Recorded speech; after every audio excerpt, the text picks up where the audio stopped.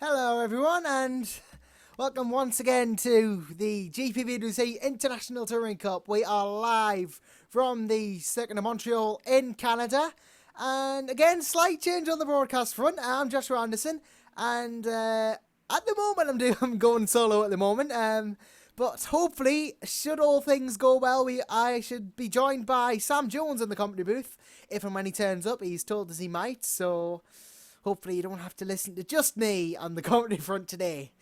So we're here live from Montreal, Canada, the circuit's Gilles Villeneuve, and it is a fairly big occasion because if all goes to plan, Eric Stranne and Ice Cold Racing could clinch both drivers and team titles tonight. He's in a very, very, very good position to do so, and well, Stranne is he's very, very far ahead. He's about 96 points ahead of his next and only championship rival, Kevin Siggy, the Austrian. And the way it stands, at the moment, Kevin Siggy has to outscore Eric Stranne by 21 points over these three races to stay in the championship hunt. And if he doesn't do that, Stranne will take the title this event. And as far as the teams is concerned, Ice Cold Racing are 263 points ahead of Aurora Motorsports. Again, their only rival. The next team down, Enterprise GP, are unfortunately out of the championship hunt. But Ice Cold, essentially, all they have to do this race is outscore Aurora Motorsports by 7 points. That's all they have to do to clinch the team's title here at Montreal. If obviously neither of those happen, it's going to Kota, which is the next round, the Circuit of the Americas in Austin, Texas. So you join us with about, we're just coming up to 4 minutes left in qualifying now. It's been a there is rain, I'll give it that. There has been a rainy session, so it's throwing the cat amongst the pigeons, so to speak, a little bit. I'm going to take you on the track now to see just what the action is regarding the quality situation. At the moment, it's Jeffrey Fournier for Epic Racing Team, who is on provisional pole. So he is going to have a great advantage. He's just going out the track now, as you'll see. He's on provisional pole ahead of championship leader and hopeful champion coming out of this, Eric Stranne, who's just trying to get round. Oh dear, we're sitting off there, and oh, that's one of the triple 20s, the number 21 there, who's gone off, and that's going to completely bugger Stranne's lap there. But he was just trying to get past the, he was actually trying to get past the third place, Andrew Waring, who's returned to the track this time for Cos Motorsport after THR pulled out. He's back in a Chevrolet, and he'll be hoping to pick up where he left off with a race win, because I think that was the last time he drove for THR, he won the race, so he's hopefully going to repeat his success here today. Fourth place, Sven, oh, that's not Sven de Vries, that's Bart DeVos. I'm getting my does mixed up. DeVos for Enterprise GP in fourth place. Obviously, Enterprise out of the title hunt now. He'll just be hoping to consolidate some good results for Enterprise, and hopefully, hopefully get some decent points for them and try and consolidate their third place, see if they're not under attack from anyone. Kevin Siggy in fifth place, the only other man who's in the championship hunt, also in the Enterprise car. Obviously, Kevin will be fighting for the title. He wanted to outscore Eric Stranne enough to keep himself in championship contention, as it were. But unfortunately, well, with the lead Stranne's got, it's not going to be an easy task for the Austrian. But you should never count him out. As, oh dear, that's what the car now is. It just goes a bit wide and clouts the wall of champions. Unfortunately, it isn't going to be an omen for this season. But perhaps next we can hope, I guess, as Kevin Siggy doesn't improve on his lap time there. Stays fifth place. Jeffrey Fournier still very much in pole position in this qualifying session where there is a lot of rain. So it would make things interesting if there was rain in the race. It would definitely mess things up a bit. I don't think we've had many rain races this season as Fournier just comes into the pit lane. Just looking further down the field, there are some other non-championship contenders who are doing quite well this Chris Shepard's just gone off there, actually. Commentator's curse for you. He's in P7 at the moment, though. Let's look at Sven de Vries. Not in the championship hunt anymore, but still a very strong contender for Aurora Motorsports. Hopefully, he's going to be doing his part to try and keep Aurora in the title fight until a quarter, even though it seems like a bit of a foregone conclusion that Ice Cold are going to get this in the bag. And oh, a bit of contact there, and just clipping. I think that's a TTF car there. I don't know whether that's Tyrone Frith or someone else, but he's had a bit of contact there. Just managed to hold it though. Very good on Sven, and oof, well, he goes round there. The rain showing its effect already, as people are spinning and sliding and struggling to adapt to the conditions. As Sven obviously not going to improve this lap. He's 3 seconds off already.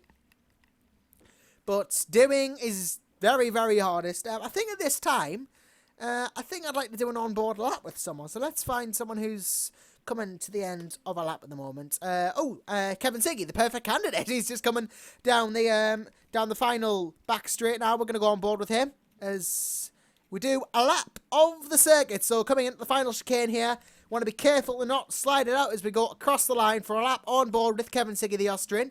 As he crosses the start-finish line, he's going to come up to that and start a brand new lap. Will be his last lap, coincidentally.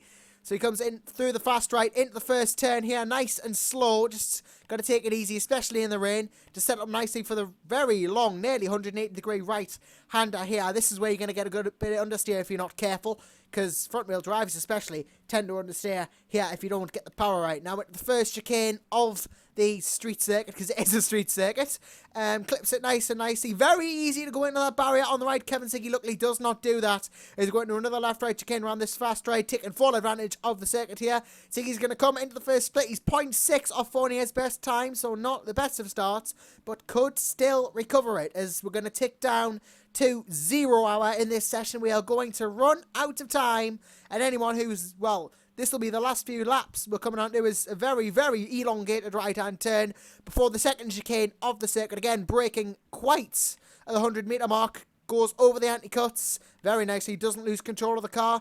And then after that chicane, it's another long left into a 180-degree right hairpin. Again, very easy to go wide here. You've got to be careful coming to this zone where Siggy in race at 40 is 1.4. So not looking like he's going to go faster than Fournier. Might improve on a lap, but I doubt it now. And Siggy, well, just coming through down onto the back straight now. If we were in Formula 1 cars, this is where you'd have DRS, but obviously we don't want to have that sort of thing in ITC.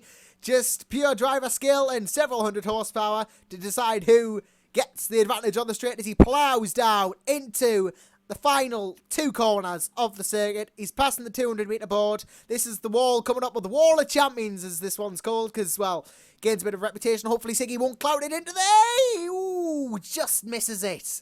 Just misses it as he comes round down here. He's not going to be falling his time. I doubt he's going to improve on his own, actually, as he crosses the line and doesn't improve. And oh, he spins just as he comes across there. Well, if you're going to spin, that's one way to do it.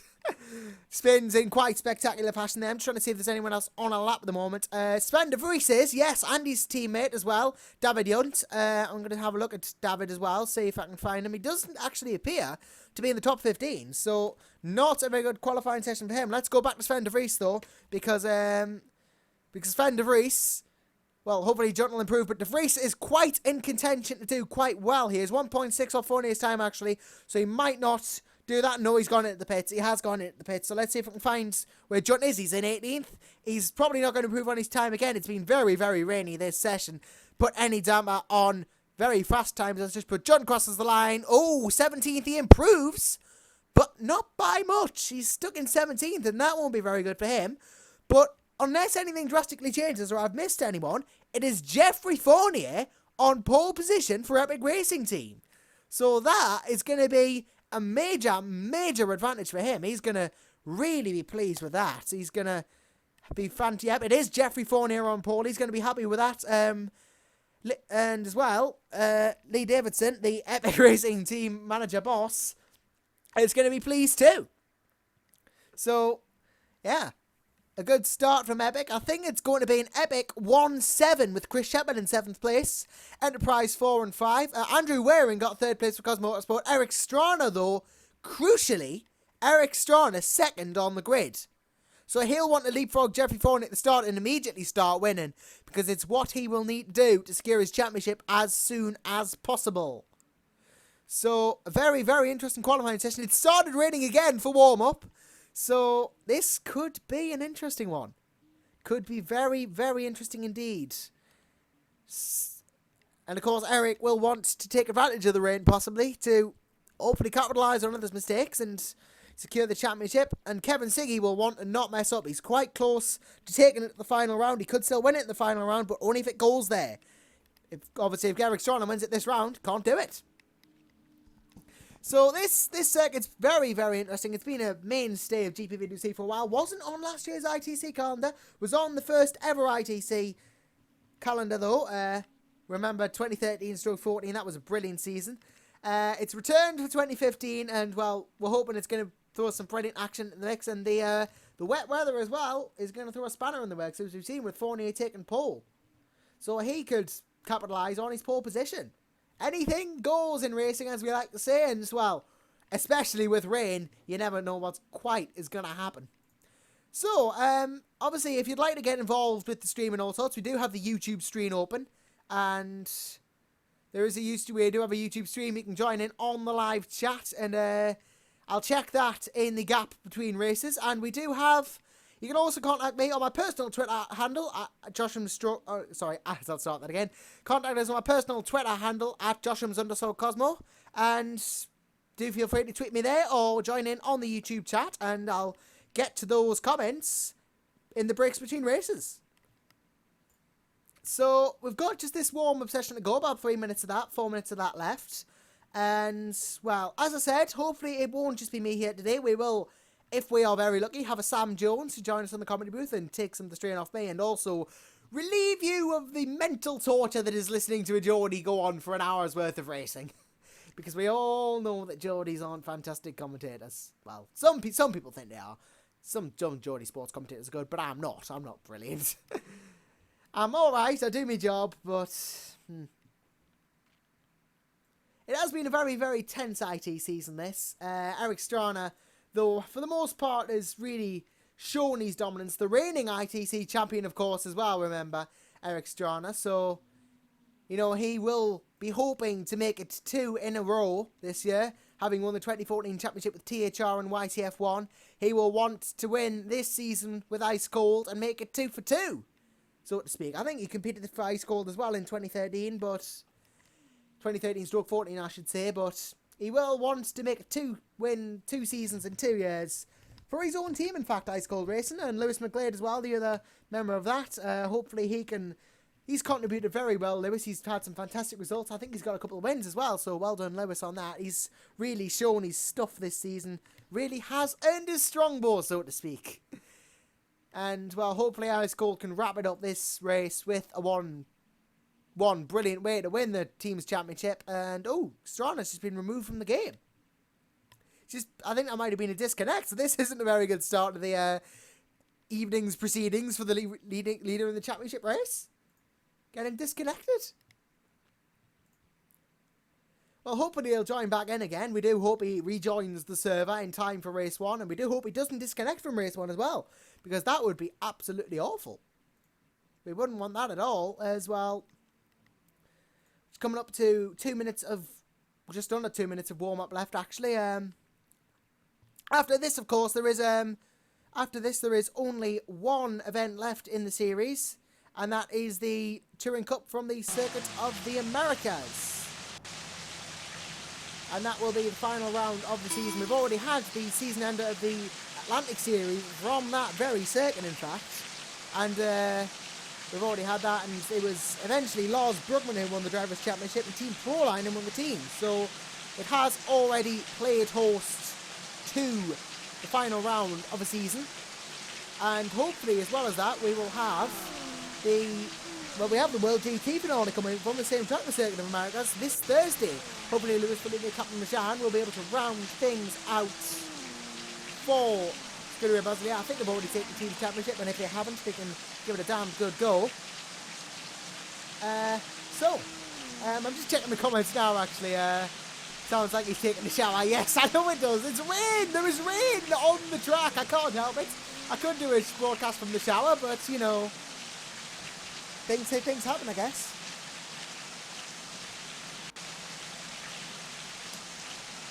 So we're just coming up to the final stages of this warm-up session. Obviously, hopefully Sam will join me at some point during this broadcast. I really hope he does. I don't want to be all alone. But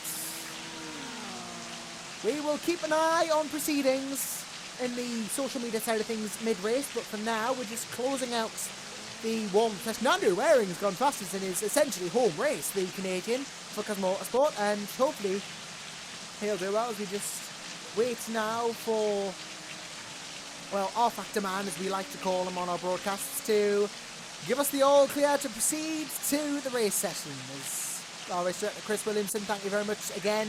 He does all the hard work and never really gets any credit. So thank you, Chris, for doing all this. We wouldn't be here without you, as we just wait for him to set the session over the racing for R Factor Man, of course, as we affectionately know. Made a cameo. His first appearance was in GTR 2, the racing game, the FIA GT racing game. I think it was in a music track for that.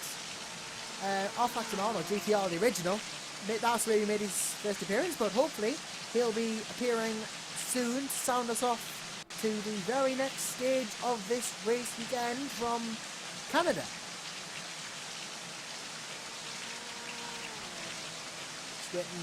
Again, it's a long wait, it really is. It's a long wait for me as it is for the drivers, I think. Everybody all a little bit anxious to get going for this second to last round of the GPVWC ITC Championship.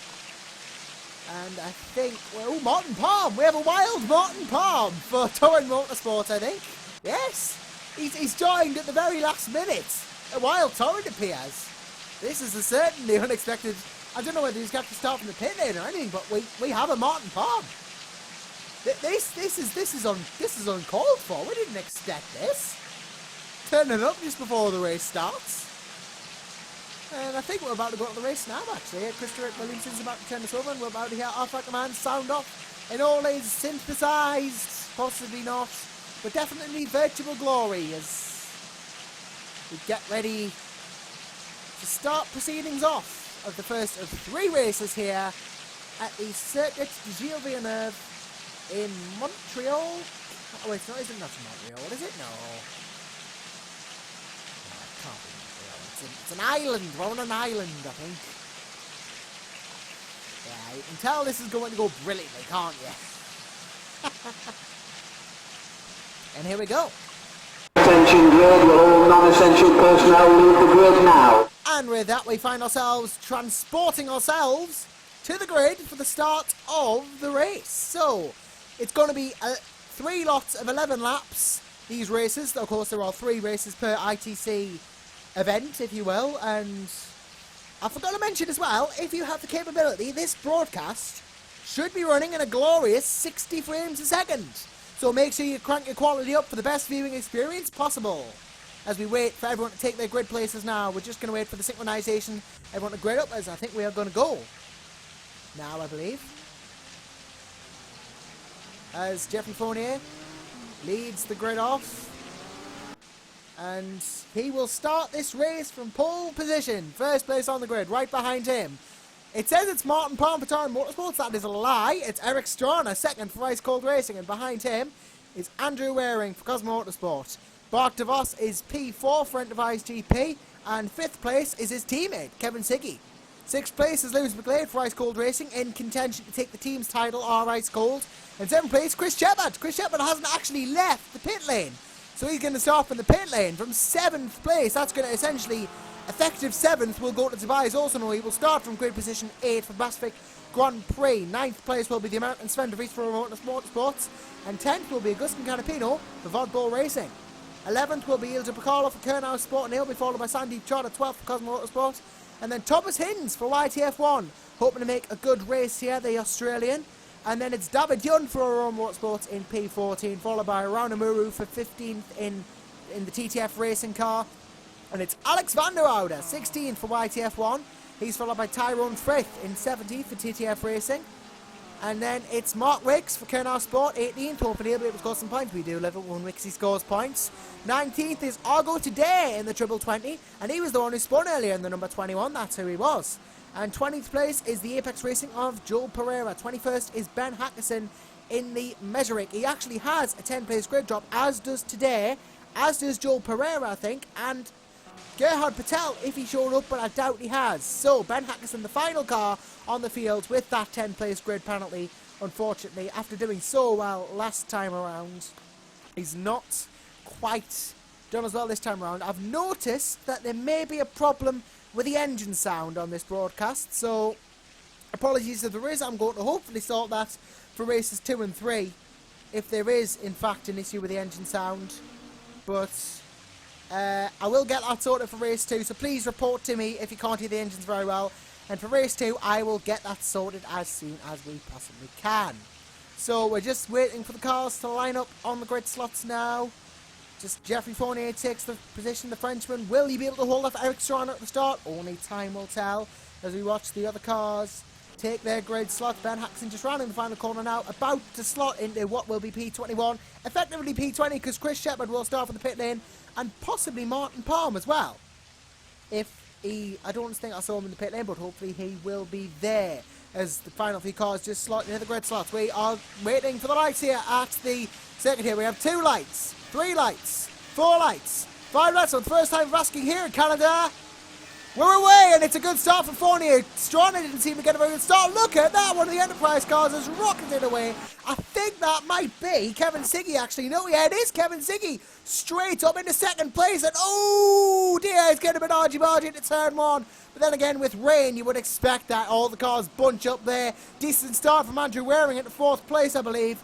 But it is still Geoffrey Fournier leading the group away at the start. Didn't see any massive crashes, but that is a good thing. As, yep, Fournier from Siggy, from, I believe, Stranne from Waring, from, is the 5th place out of Bart DeVos for the Enterprise. He's followed by many other cars, but Siggy now trying to get closer on Fournier, trying to go for the lead. It's front-wheel drive versus rear-wheel drive, BMW versus Chevrolet in the horsepower stakes here. And, well, 2 very different drivetrains in a heated battle so far for the lead. And look at all those cars behind them waiting to take advantage of any mistakes that they make.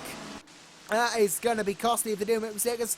Siggy now, ooh, can't get the move done. Bit of a nudge there, I think, on Fournier, but Andrew Waring behind them is holding nicely from Eric Stranne. I think he's gotten through into P3. That is not going to please the championship leader. He's now going to get past Waring because, well, Waring's entitled to go for the lead, but Stranne's going to want the lead because he's going to want to win to take the championship. As look at all these cars bunching into the hairpin, you can tell something. You can tell you have to be skilled to do that. It's not easy to get 11 cars, 11 plus cars, around 11 laps for 11 laps of wetness at a circuit like this. It's a recipe for disaster, but luckily no disaster yet. All seems to have gone reasonably well as Geoffrey Fournier still leading. Look at that, going ultra defensive, but Kevin Siggy trying to go around the outside into the chicane. Yes, I think he's got it. I think he's got it. Ooh, goes a bit inside and forced to concede the place now. Waring having to go there. Chris Shepherd hasn't actually left the pits at all. That's a disaster for him. Chris Shepherd and Epic Racing Team. But look at this, Waring through on Siggy into 2nd place down the main straight. That is a good move. But Siggy, oh, going for the cutback. And oh, blimey. Didn't want to say that. Bit of argy-bargy between the two. Giving a bit of a nudge to Waring there. But he's given the place back, so that's very kind of him.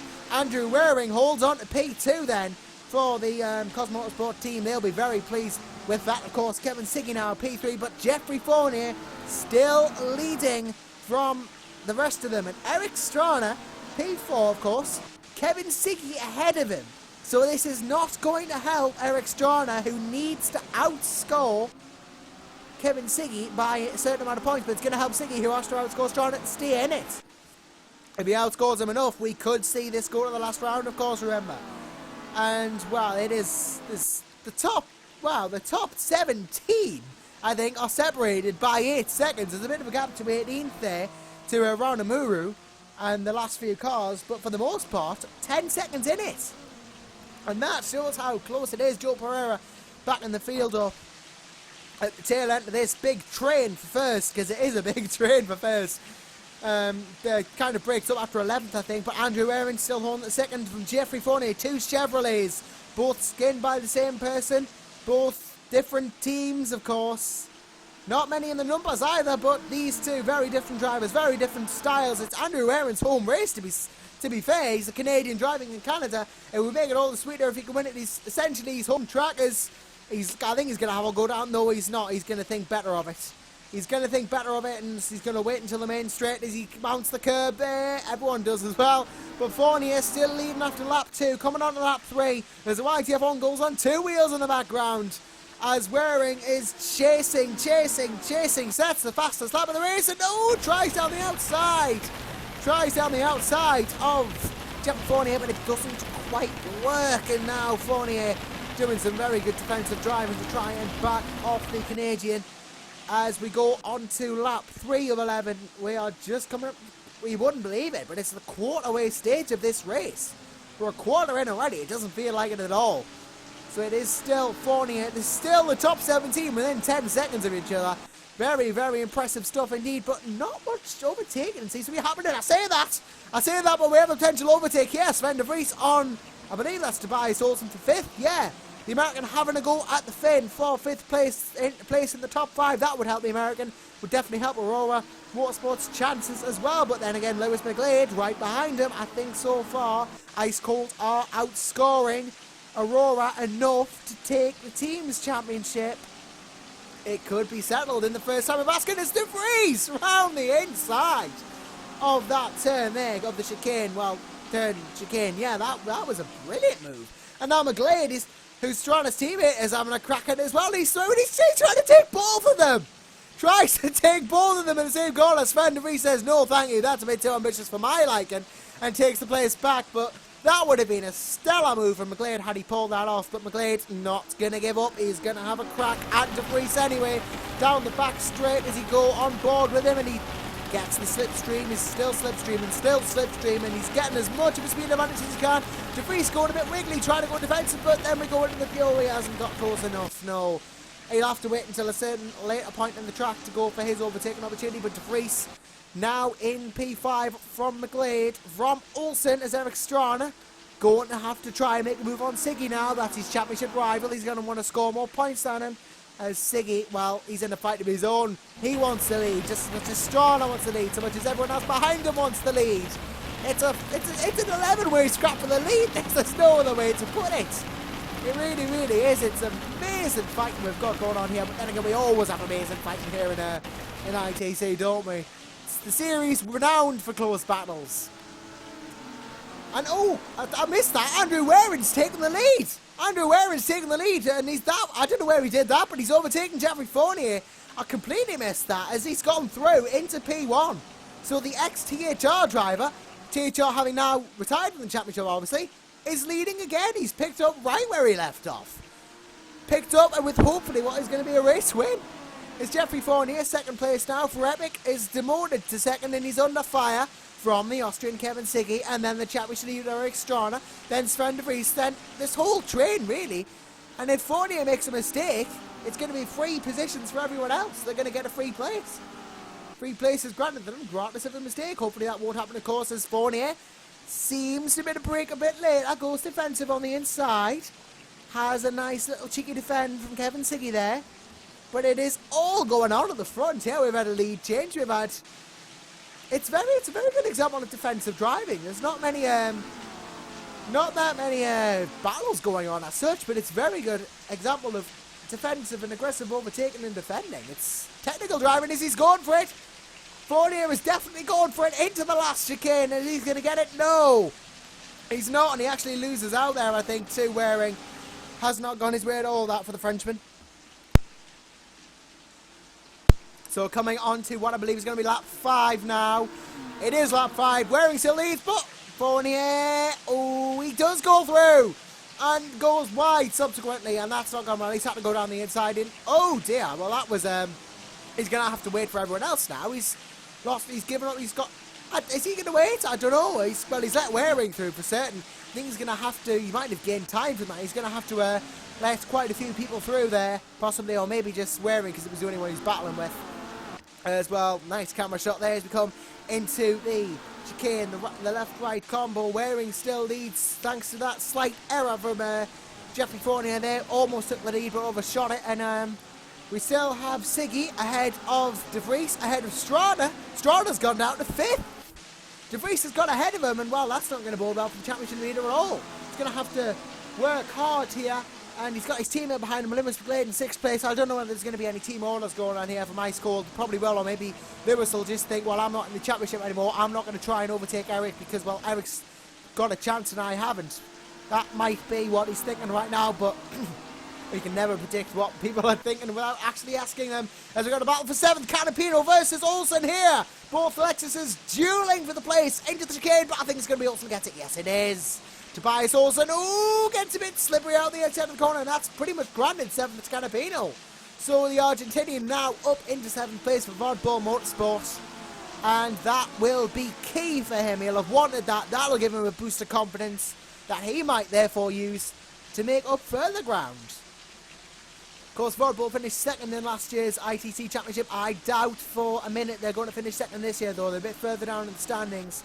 And second, in fact, is, of course, Aurora Motorsports. So, not having really the evening of their dreams. Vodbull, the season of the dreams, in fact. But Olsen's going to be on the back. And DeVos has dropped out in the 9th. And Ilja Picarlo and P10 for Kernau Sport. We've got some good fights going on here in the low point position as well. Thomas Hintz going to put some pressure on David Hunt, who hasn't had a very good evening so far. And he's under attack from the Australian now. Of course, Hinsey, the world-renowned leader of what we now consider a little meme between the in the GPVWC community of sticking it down the inside. Maybe we'll see him go for a couple of overtakes this event. Ben Hackerson up to 13 from last. Good drive from him, definitely. And in the final points pay position at the moment is Argo Today in the 2020. And that's Sandeep Chudra in 14 for the other Cosmos. So both cars going to score points at this race, but Andrew Waring still leading from now. Kevin Siggy, who's got through past Fournier.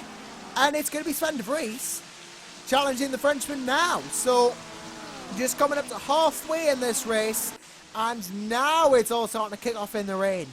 It is really starting to kick off indeed. Stranne down in 5th. Not having a good race. De Vries defending brilliantly, helping Aurora's chances in the team's championship. Jeffrey Fournier dropped down to 3rd, will want to get that first place back that he had at the start of the race. Kevin Siggy will want the win for maximum benefit of Stranne, but Waring, on his return, will want the win most of all possibly after taking it in brilliant style, which we didn't even see. A win here on his return would be a confidence booster for races 2 and 3. Would carry weight, of course, in those races, and we have the reverse grid in race 3 as well, which is something to look forward to. But let's have a look now at, well, some lower placed fights. Not necessarily for points. There's a battle for 17 between Marks Wicks and Rano Muru. Wicks and Muru, of course. Both talented drivers in their own right. Recently, we actually had an article on the GPVWC site by Mr. Simon Smith, nonetheless, the world-renowned leader of Backmarker Brigade, on how backmarkers feel when they're racing. And there's just as much passion in the fights for there as there is the fights for the points and the lead. So it's always good to focus on the backmarker battles a bit, because they both mean as much. And oh, Wixie goes a bit wide, but so does Muru. And well, we'll come back to that fight, because the gap between, I think, the gap between Waring and Siggy is really, really closing now. There's not much in it at all. I think we are definitely going to have to do something about this engine sound for race 2 and race 3, because, well, we can't hear it at all, really, can we? Well, I can't personally, but obviously do let me know if you can hear the engines fine.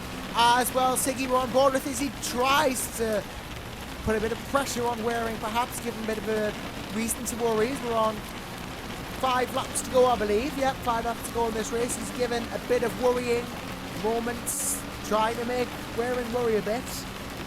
But I don't know whether it's working. I think the Canadian is definitely going to hold his nerve as the Austrian tries again. He's forced to the outside because Waring's driving so defensively, and he's getting a lot of ground here. Might have a go into the hairpin if he's feeling especially ballsy. The Austrian could make a fantastic move stick here. Waring tries to go to the inside. No, there's no room. There's no room. Can he do it? He's breaking later, and he's got the inside. And I think he has. I think he has done it, but no. Waring, look at that.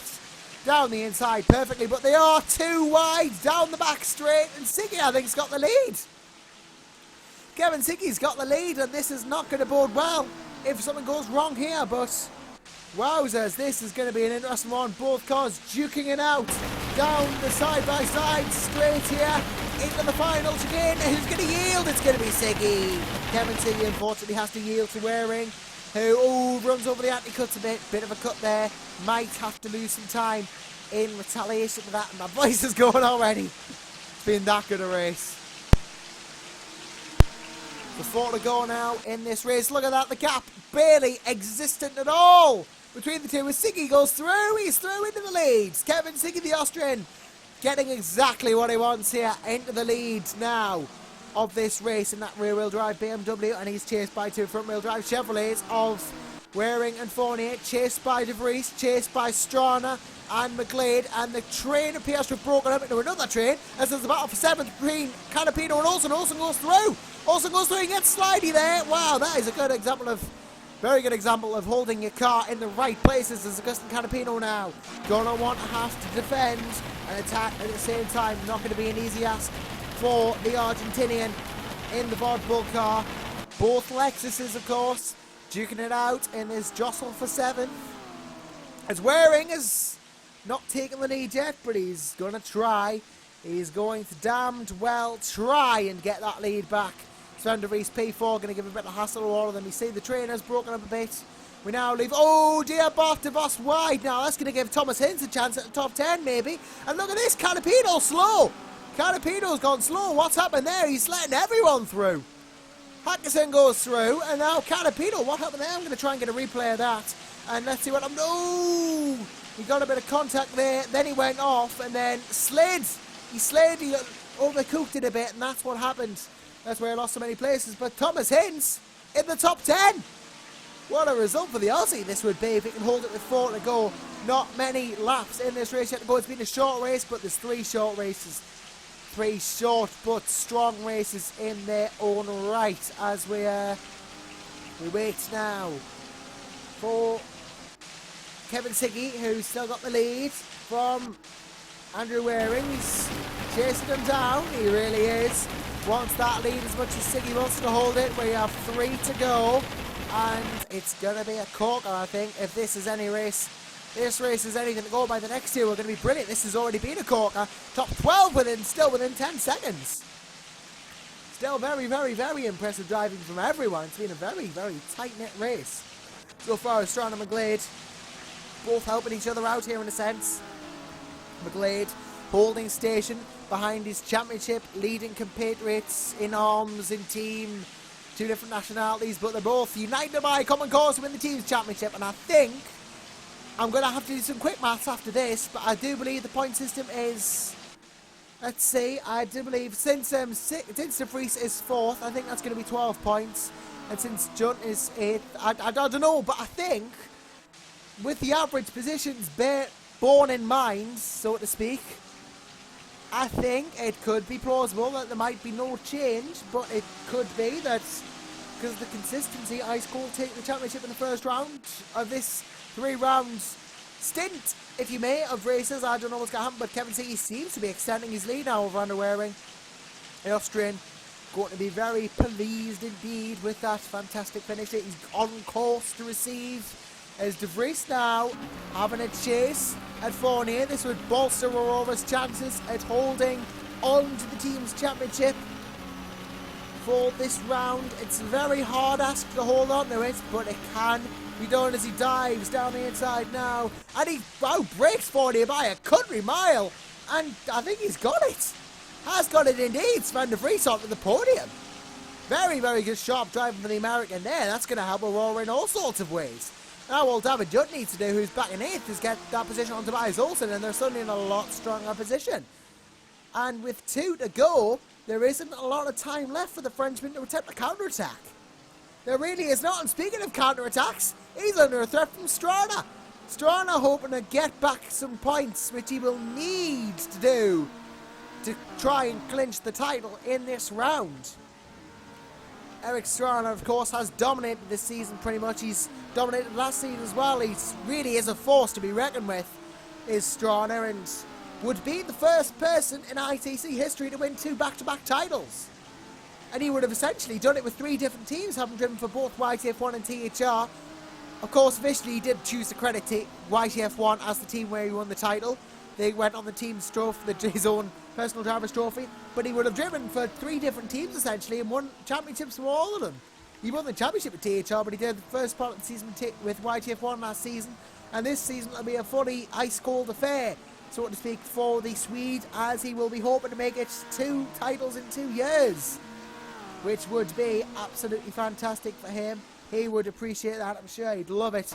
Wants to be champion, that's why he races. I think he loves the course as the fun element, but right now he's got to be thinking about the championship. Siggy's just pulling further and further away from Waring. I wonder if Waring's consigned himself to 2nd place now. He will have less weight than Siggy in the next race, and maybe he can use that to his advantage. But de Vries now isn't content with 3rd. He's going for 2nd. He's in the slipstream of Waring. I don't know whether it's enough, but look at this. Stranne now on Fournier. The Swede on the Frenchman. Is there going to be an overtake here around the outside? Oh, I think there is. Eric Stranne. Wow. Through in a very, very interesting way into the final place. Well, he's in 4th. He's not the final place. It's the final lap, though, as Siggy still leads. Let's go back to Stranne again. As 40 is under attack from McGlade. Oh, it's 2 for 2. Dear, I think that's the ice colts just putting each other in 40. No! Oh, Jeffrey, why? He's just punted McGlade off big time there. That, wow. I don't think there's it. I think that was wow. That's not what we like to see at all. That is not going to help Ice Cold's chances. But then again, they're already quite far ahead anyway. Lewis McGlade won't be best pleased with that. I can tell you that for certain. Look at that. He's down in 10th. Wasn't in the championship hunt anyway. But Jeffrey, wow. Not quite what we want to see at all. I don't know what he went off and then. I think that was an unsafe rejoin on Jeffrey's part, unfortunately. You know, he tried, but he clouted. He really did clout McGlade there in the end, and well, it's very unfortunate that battle had to end like that. But it was a risky move, and well, the risk in this case, let's Fournier having that unfortunate accident. But Kevin Siggy, wow, look at the lead now, and De Vries going to try until the very end. Is not a man to give up the American. He's going to keep pushing and pushing and pushing, trying to pressure her and get the place where and kicks the back out. That's how dedicated he is Sven De Vries. As we come into the back straight for the final time this race, I don't think he's going to have enough slipstream. I doubt he is. It's possible he might though. But what matters now, ladies and gentlemen, is the fact that Kevin Siggy, the Austrian for Enterprise GP, is going to start this race off, this 3-series session rather off, just the way he needs to if he's going to take the title down to the decider at the second mark. He's going to cross the line, flashing these lights. Happy chappy he is as Kevin Siggy takes the first win of the evening here. And then it is going to be Andrew Waring, Sven De Vries. I think that's going to be Stranne from Fournier, from Olsen. And, well, everyone else crosses the line. Did Hinty get a top 10? I hope he did. We do like to see Hinty get top 10s and good results. We all love Hinty, really, don't we? As well, we're going to see the final results now. Where is he finished? Yeah, well, Stranne 4th, Fournier 5th, Olsen 6th, Jun 6th, 7th, Canapino 8th in the end of it. Recovered quite well from that. No, Hinty was 11th, McGlade 10th, Bartavos 9th, then it was Bacalo, Haxon today, and rounding out the top 15 there, I can't remember quite who it was because I'm that forgetful. So what a first race. What a first race that was. Kevin Siggy winning in style eventually. And I'm just going to take the social media accounts now, as promised, to check out what is going on there. And I'm also going to try and sort out the issues with the engine sound if we have them. I'm just going to check this now if there are any problems with the engine sound. Yeah, the engine sounds... Oh, calm down, you'll have a heart attack. I'm made of stronger stuff than that. I'm not going to have a heart attack that easily. I'm too good for it. I'm too good for it. I really am. Right, let's see if anything's happening on Twitter. No, I don't think there is, no. So, just a quick question for you guys. Just to confirm, are the engine sounds alright or not? Because I can change them in what little time we have. I can change them and make them slightly louder if that would be necessary. Can most certainly change the engine sound if it is needed. So please do give me feedback on that, and I will be sure to adjust accordingly.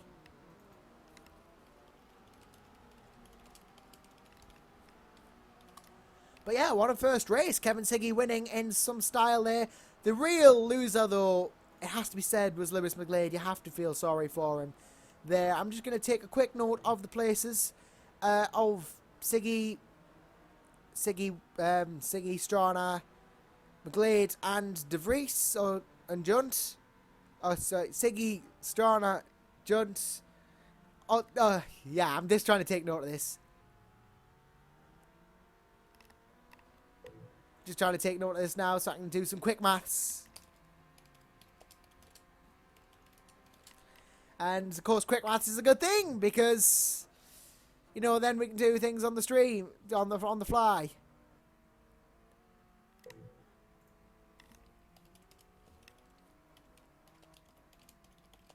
So let's actually try and work out where and how the points are working now. Let's see if we can do it. I'm going to load up the wiki, obviously, because that's my source for the championship standings. I'm going to do some quick maths for the points as well. See if we can work out who is where in the championship at the moment. So, first place for Kevin Siggy gets him 25 points. Then it's... I'm just trying to work out how many points Aurora scored and how many Ice Cold scored. So it was... ended up being 31 points for Ice Cold. And ended up being...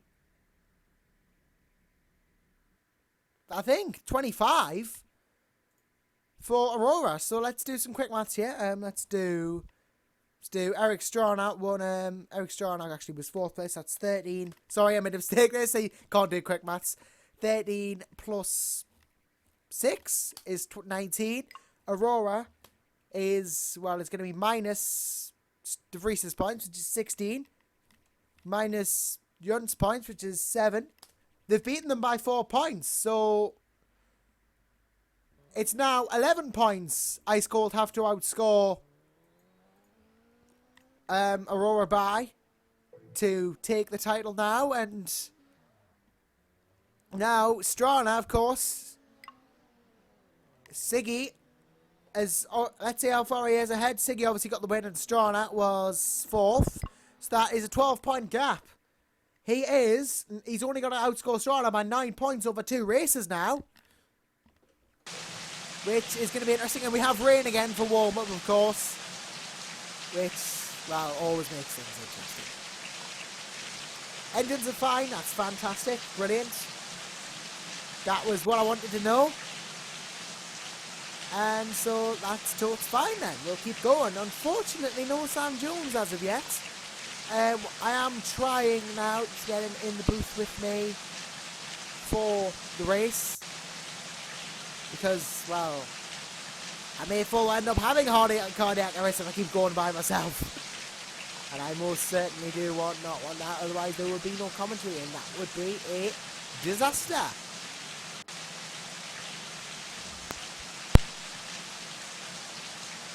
As I mentioned earlier, please do feel free to keep your tweets coming in with the hashtag or to my personal Twitter handle, or use the YouTube chat. Do whatever you like. Just get in contact somehow. I don't want to be by myself. I've got all you people with me though, so I've got really other.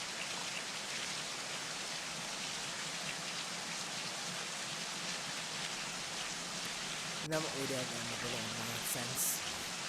Not really by myself at all when I've got you people with me.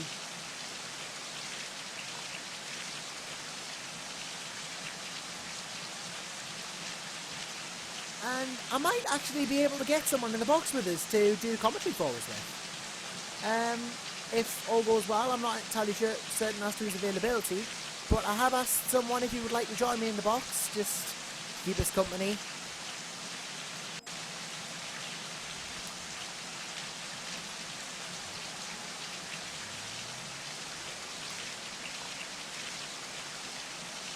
No, he can't, unfortunately. So there you go. Still just me by my lonesome self. But luckily, that's all right because I can hold myself. I can be fine. I'm okay. I'm all right. I guess. I'm all right. I'm all right. As the song goes, as the song that goes like that, I don't know anymore. I've completely lost it. Yeah. So, yeah, not much in it between Siggy and that anymore.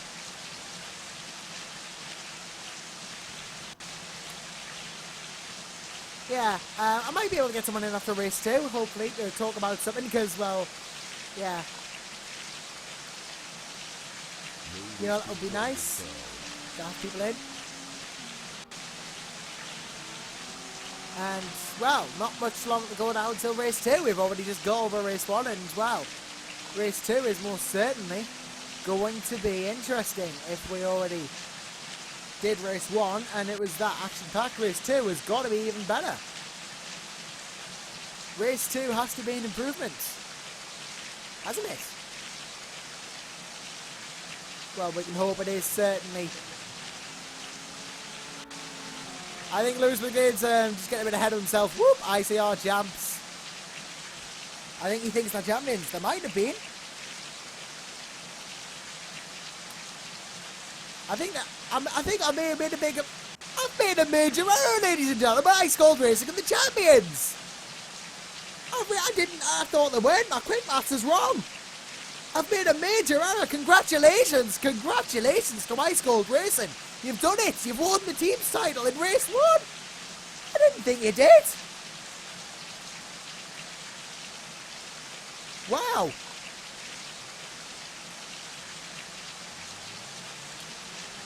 I am stunned. I didn't think they won it yet. I thought it was going down to race 2 and race 3. But ladies and gentlemen, Ice Cold Racing team's champions in race 1. Can't do it any better than that. So the pressure now massively off Lewis McGlade. But you have to think that Eric Stranne is still going to be feeling the pressure.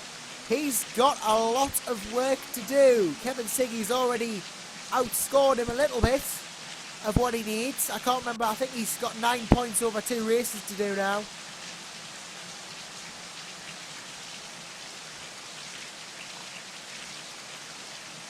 To keep his championship alive, but that has to be coming out of the race as well. If it's not a granted, it will go down to the last one. If he does it, he could still be overtaken again. Eric Stranne very much in contention to take this title still. It isn't over yet for the Swede. It most certainly is not. It's never over until it's over, as they say in wherever they say that.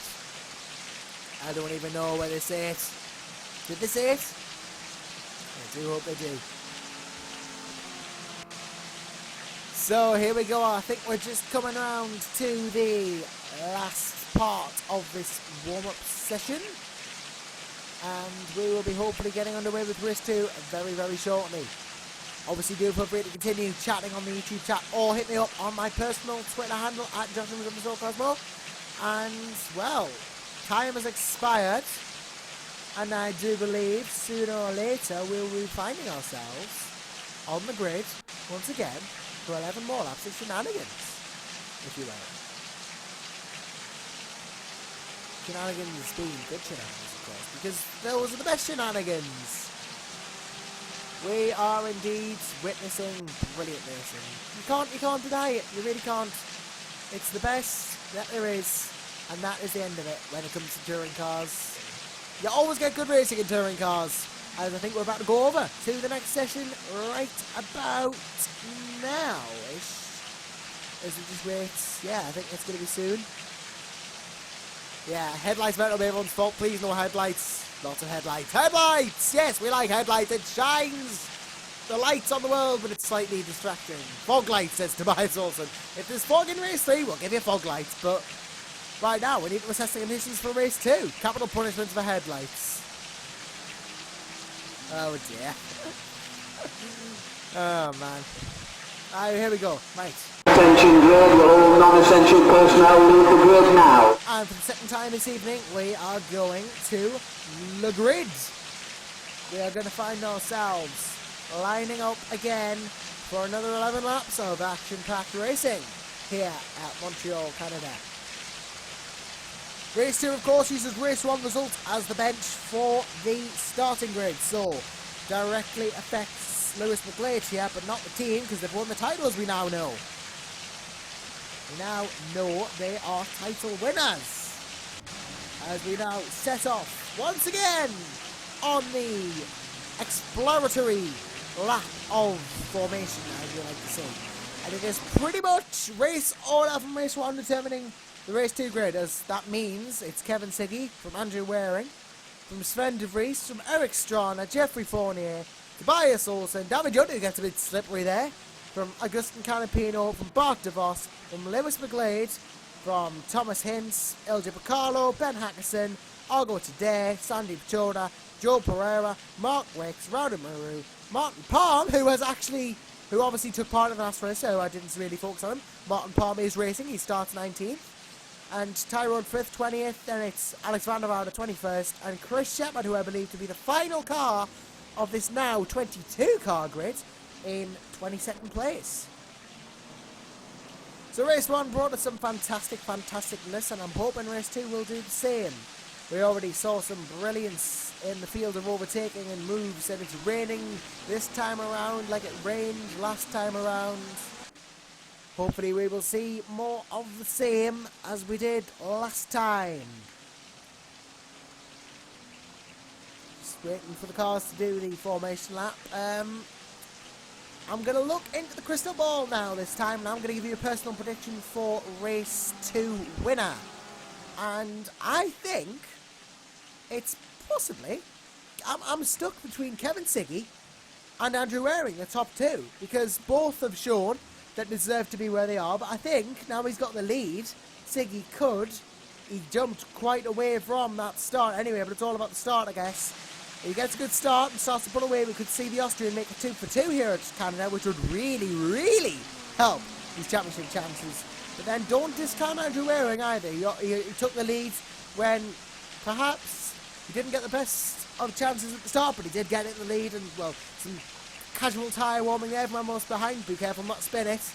Getting very sideways is Tobias Olsen in the background there, but my personal prediction is either going to be Siggy or it's going to be Waring, personally, but don't discount the Priest either. Any one of those top three can take it, anyone can take it. It's very much unpredictable here at Montreal in the rain. Never know what's going to happen.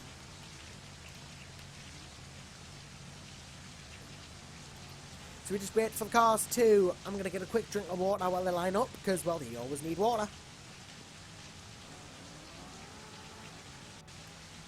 That's a lot better. That's going to help us out. We just wait for the final few cars to assume their grid positions as we wait for the good old start lights once more here at Montreal, Canada for this, well, the second to last session of 3 round of the ITC Championship. We're waiting for the lights. We have 1 light, 2 lights, 3 lights, 4 lights, 5 lights, and the second time I'm asking here at Montreal, we're away, and it's a good start from Siggy. Once again, gets a very good start. In fact, he's already starting to pull away from there. Waring seems to have bogged down a bit there. He's not done very well at all. He's flying back down the order. Stranne de Vries up into second place. Tobias Olsen's up a bit of argy-bargy into turn 1. Eric Stranne getting desperate to get through, and he does get through into 4th place. Andrew Waring down in 6th. Sorry, 5th is Stranne. Fournier now 4th. Olsen up to 3rd. Great start from him.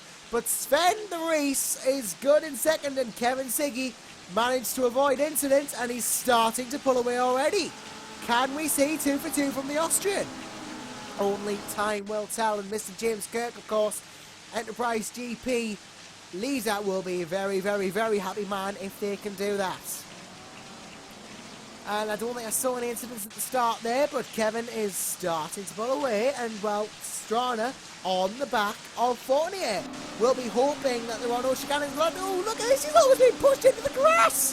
Very, very close battling here from Stranne and Fournier. Fournier, of course, unfortunately involved in that incident with Lewis McLeod last time. We will see whether that gets penalised next time around. We'll obviously have a report on that. I'd expect it would be. But Stranne through in the meantime on Fournier, and now he's going to do some defending.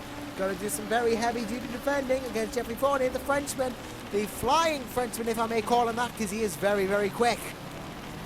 As Stranne out to 4th, Fournier 5th. Waring down in 6th after that not so good start. He'll be hoping to make some ground up for that. And Ice Cold will want a good race here.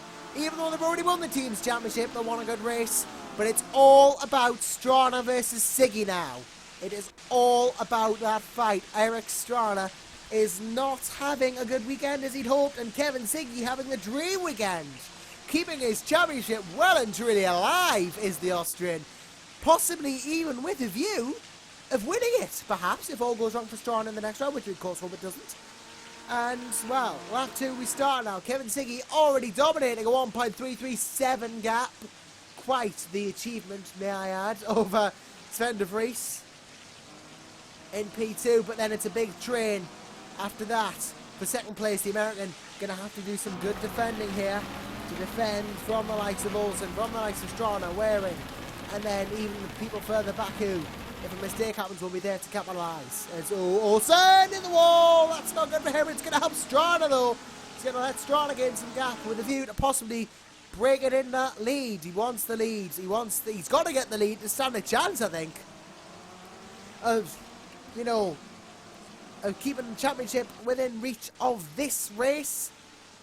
The pressure will be on because Ice Cold have won at this race, but can Stranne take the individual drivers' championship? We'll wait and see. We will see. We can only see. We can only onlook. We are observers in this maniacal world that we call sim racing in the end of it, and well, that's all we can do. We can sit and watch and pray for the rest for our favourites. Look at this. Kevin Singh, he's just storming away with this. He's just running away with this. I mean, the gap has come down a little bit from Sven de Vries, but still a good second in it. There is still a good 1.2 seconds in it. And that is a major advantage to have this early on in the race. As he comes down the back straight now, he's really showing his stuff here. I would not put it past Kevin Singh to take the triple here today. All 3 wins. I don't want to curse him, of course, but Tobias Olsen, I'm going to go with Sven de Vries for second, and he's through, I think. Yes, he is. What a move from the Finn. Tobias Olsen, the Basfik Grand Prix car, in second place, but now he's got to defend. Now he's got to defend from Sven de Vries. He's got to have a go. He's going to have a go down the inside as the American, and he's going through. He's going through. Has he got the place? He done well, has, but goes wide and cloudy contact. And he's held it. He's held it now. Stranne round from nowhere into the inside chance. Here, I might have wanted to make it 2 in 1 corner. Would have been a very big ask, but Eric is not unfamiliar with good overtakes. With the championship leader, you have to know your overtakes and be good at them too. As we have 9 laps to go, 2 laps into the race, and he tried on the outside. Augustin Canapino sets the fastest lap of the race. So the Argentinian might not be in the title hunt, but he's not out of contention for some surprisingly good results today. As Waring, now down in 6th still, hasn't had a good start, and that's, I think, what's affected him here. And David Junt in 7th place, still doing quite good. I think Sandeep Jodha scored points last time, but I can't see him this time around. Where is Sandeep? Or where are you? We can't see you at all. Gonna try and find you, if we can. See if he's anywhere around. Can't find Sandeep. But he is in the points. He's in 10th. Sorry, that was a miscalculation from me on a threat from Thomas Hinz, who's having to go on him. Hinsey going to try for that 10th place. That eluded him in race 1, going on the inside and gets it. But goes wide, and Sandeep just takes the straight place back. But it would be consistency at least if he finished 11th in this race also. Within a chance of the reverse grid, I do believe, as Olsen now having to go ultra defensive on Stranne and De Vries. It's 3 for 3 people going into turn 1, and Stranne's taken both of them. Wow, what a move from Stranne, but he's lost it and then hit the curb, lost speed, now he's lost strip. And look at this, Fournier! This is not going to end well, I can tell you that right now. 3 wide in 1 corner never works, lads. It doesn't work. But they've made it work somehow. How have they done that? I do not know. After the calamity that was the incident there last time, but Jeffrey Fournier, the big winner, up to 3rd. From 5th, Stranne had to have a go for everyone. He had to. He's going to keep his championship within chances of giving it this race a go. De Vries 4th, Stranne 5th, Waring 6th. It's going to be David Junt in 7th, and then Bart de Vos in 8th. Has been very much not talked about, but he's been there. He has been there all this session, putting pressure on everyone. The Belgian is definitely showing some surprises here. I think this is his debut race for Enterprise GP here in ITC. Raced for other teams this season, but never for Enterprise. As Kevin Siggy continues to extend that already fearful lead he has over the rest of the people that he's racing as well. Yeah, look at that. He's storming away with it from Olsen, who's in 2nd, past Fournier. But I think he was past Fournier to begin with. But it's a good race from Olsen too. Very good race indeed. As we go back to Siggy. It is very much a tale so far of coming, seeing and conquering for the Austrian. He's looking to take through 3. You see there's a dry line here on the circuit. Visible, but everyone will want to stick to that. You don't want to be offline because that's where the wetness happens. Gets very damp offline, and that's not good news if you're trying to get grip because there's not very much of it in the water. Siggy gets close to the wall there. Cuts it very close as everyone else just follows suit. Around that corner, Lewis McGlade, no pressure now on him. Championship is one for Ice Cold, so it's all about enjoying himself. And is that a Thomas Hinz I see there in 10th? It is, he's past Sandeep Choda in the 10th place. Go on, Hinsey and Sandeep! Ooh, wow! Went off and spun it. Wow, that's not good for the Indian. He's not going to be happy with that at all. Hopefully he'll be able to recuperate some points, but he's going to let all these people through. He's going to drop to 17th, 18th, 19th. Going to slot in behind today, and that is a major loss for the Indian. Wow. Sandeep, of course, we've seen in Super Cup and all the other series, but only done 3 other races, 1 event in ICC this season so far. That is not what he wanted to happen there, but wow. Not being his races, Jeffrey Fournier under threat from Sander Vries. He's under threat from the American once more. Let's move up. A bit of camera miss up here. Going to go to a rear bumper camera because reasons. And Sven chasing. Can he get it done? Be nice to see him do so. As he's on the... well, look at this. It's a massive battle. Stranne having a peak, but it's mostly Fournier versus De Vries. For P3 as the American doesn't find a way through this time. Stranne going to pressure and hopefully force a mistake. Wants to do that and get places, but Tobias Olsen is starting to fall victim to Jeffrey as well. But all this time, in the meantime, Siggy's just storming ahead. As I thought, Kevin Siggy's got the lead, and now he's running away with it. As now, Sven de Vries on Jeffrey Fournier for P3. Is he going to do it? Yes, he is. Good one, Sven. You're into P3 now. Hold that place and you'll give Aurora glory, really, because, well, I keep forgetting that Ice Cold have won the championship. Ice Cold are the champs as it stands. Might change going into corner post penalties, but I doubt it will, as Olsen goes wide, and that's going to cost him greatly as De Vries has gone right back up, and I think he's going for it. He wants that second place, and he wants it now, does the American. Going into the first chicane here. Well, not the first chicane, but I keep calling it the first. It's the second chicane. Oh, he's put the pressure on. Everyone's put the pressure on by that logic. It's a massive train. All they do is want second place. And it's Sven now. Sven down the inside. He's going to go for it. He's going to go for it. Oh, it's slidey, and Olsen off. Was there contact there? I do not know. But, Dan's going a bit leery now. This isn't going to work, lads. As I said before, it's all going to go brilliantly or horribly. As 5 cars piling into one corner. Oh, please have mercy. As we go into turn this another chicane as well. How is this going to work? Somehow it does. Wearing at least in 6th place. Doesn't lose too much. And now Jones and DeVos behind each other. Just look at this. This is crazy. So many cars going into one corner at once. You'd think there would be a massive collision. But yep, there is 40 round, Olsen round. Yep, I thought that would happen eventually. It's all gone haywire. And let's have a replay of that because I don't know what happened. Let's look at Fournier, if we can find him. Jeffrey, the Frenchman. Ooh, bit of contact by Eric. And then, I think it was Olsen who punted him round. Yeah, Olsen punted him round and went round himself. So Jeffrey's gone from being the punter to the puntee, as it would be. As now he's getting a bit argy-bargy around the wall of champions. Oh dear. Well, lots of argy-bargies expected. This is not going to end well if this continues. Not really the type of racing we like to see, but our eyes are glued to it. It's like watching the train wreck. You know what's going to happen, but you don't want to peel your eyes away. So it's a Vries. I think, is he in 2nd or is he? Yes, he is. No, he's in 3rd. Because Stranne's in 2nd. That's going to help. He's keep the gap close. Kevin Siggy, remember, has to be within, has to score 9 points more than Stranne and hold it. And at this rate, he's not going to do that. Well, there's going to be 5. So another 1-2 from Siggy and Stranne would keep Siggy in the clear, but only just. He'd be 74 points behind, I believe. So realistically, Stranne wouldn't have to do that much in the first race at Kota. But he'll be hoping to outscore Siggy next race. If this is how it's going to end. Race 1, we are halfway through the race, just over actually.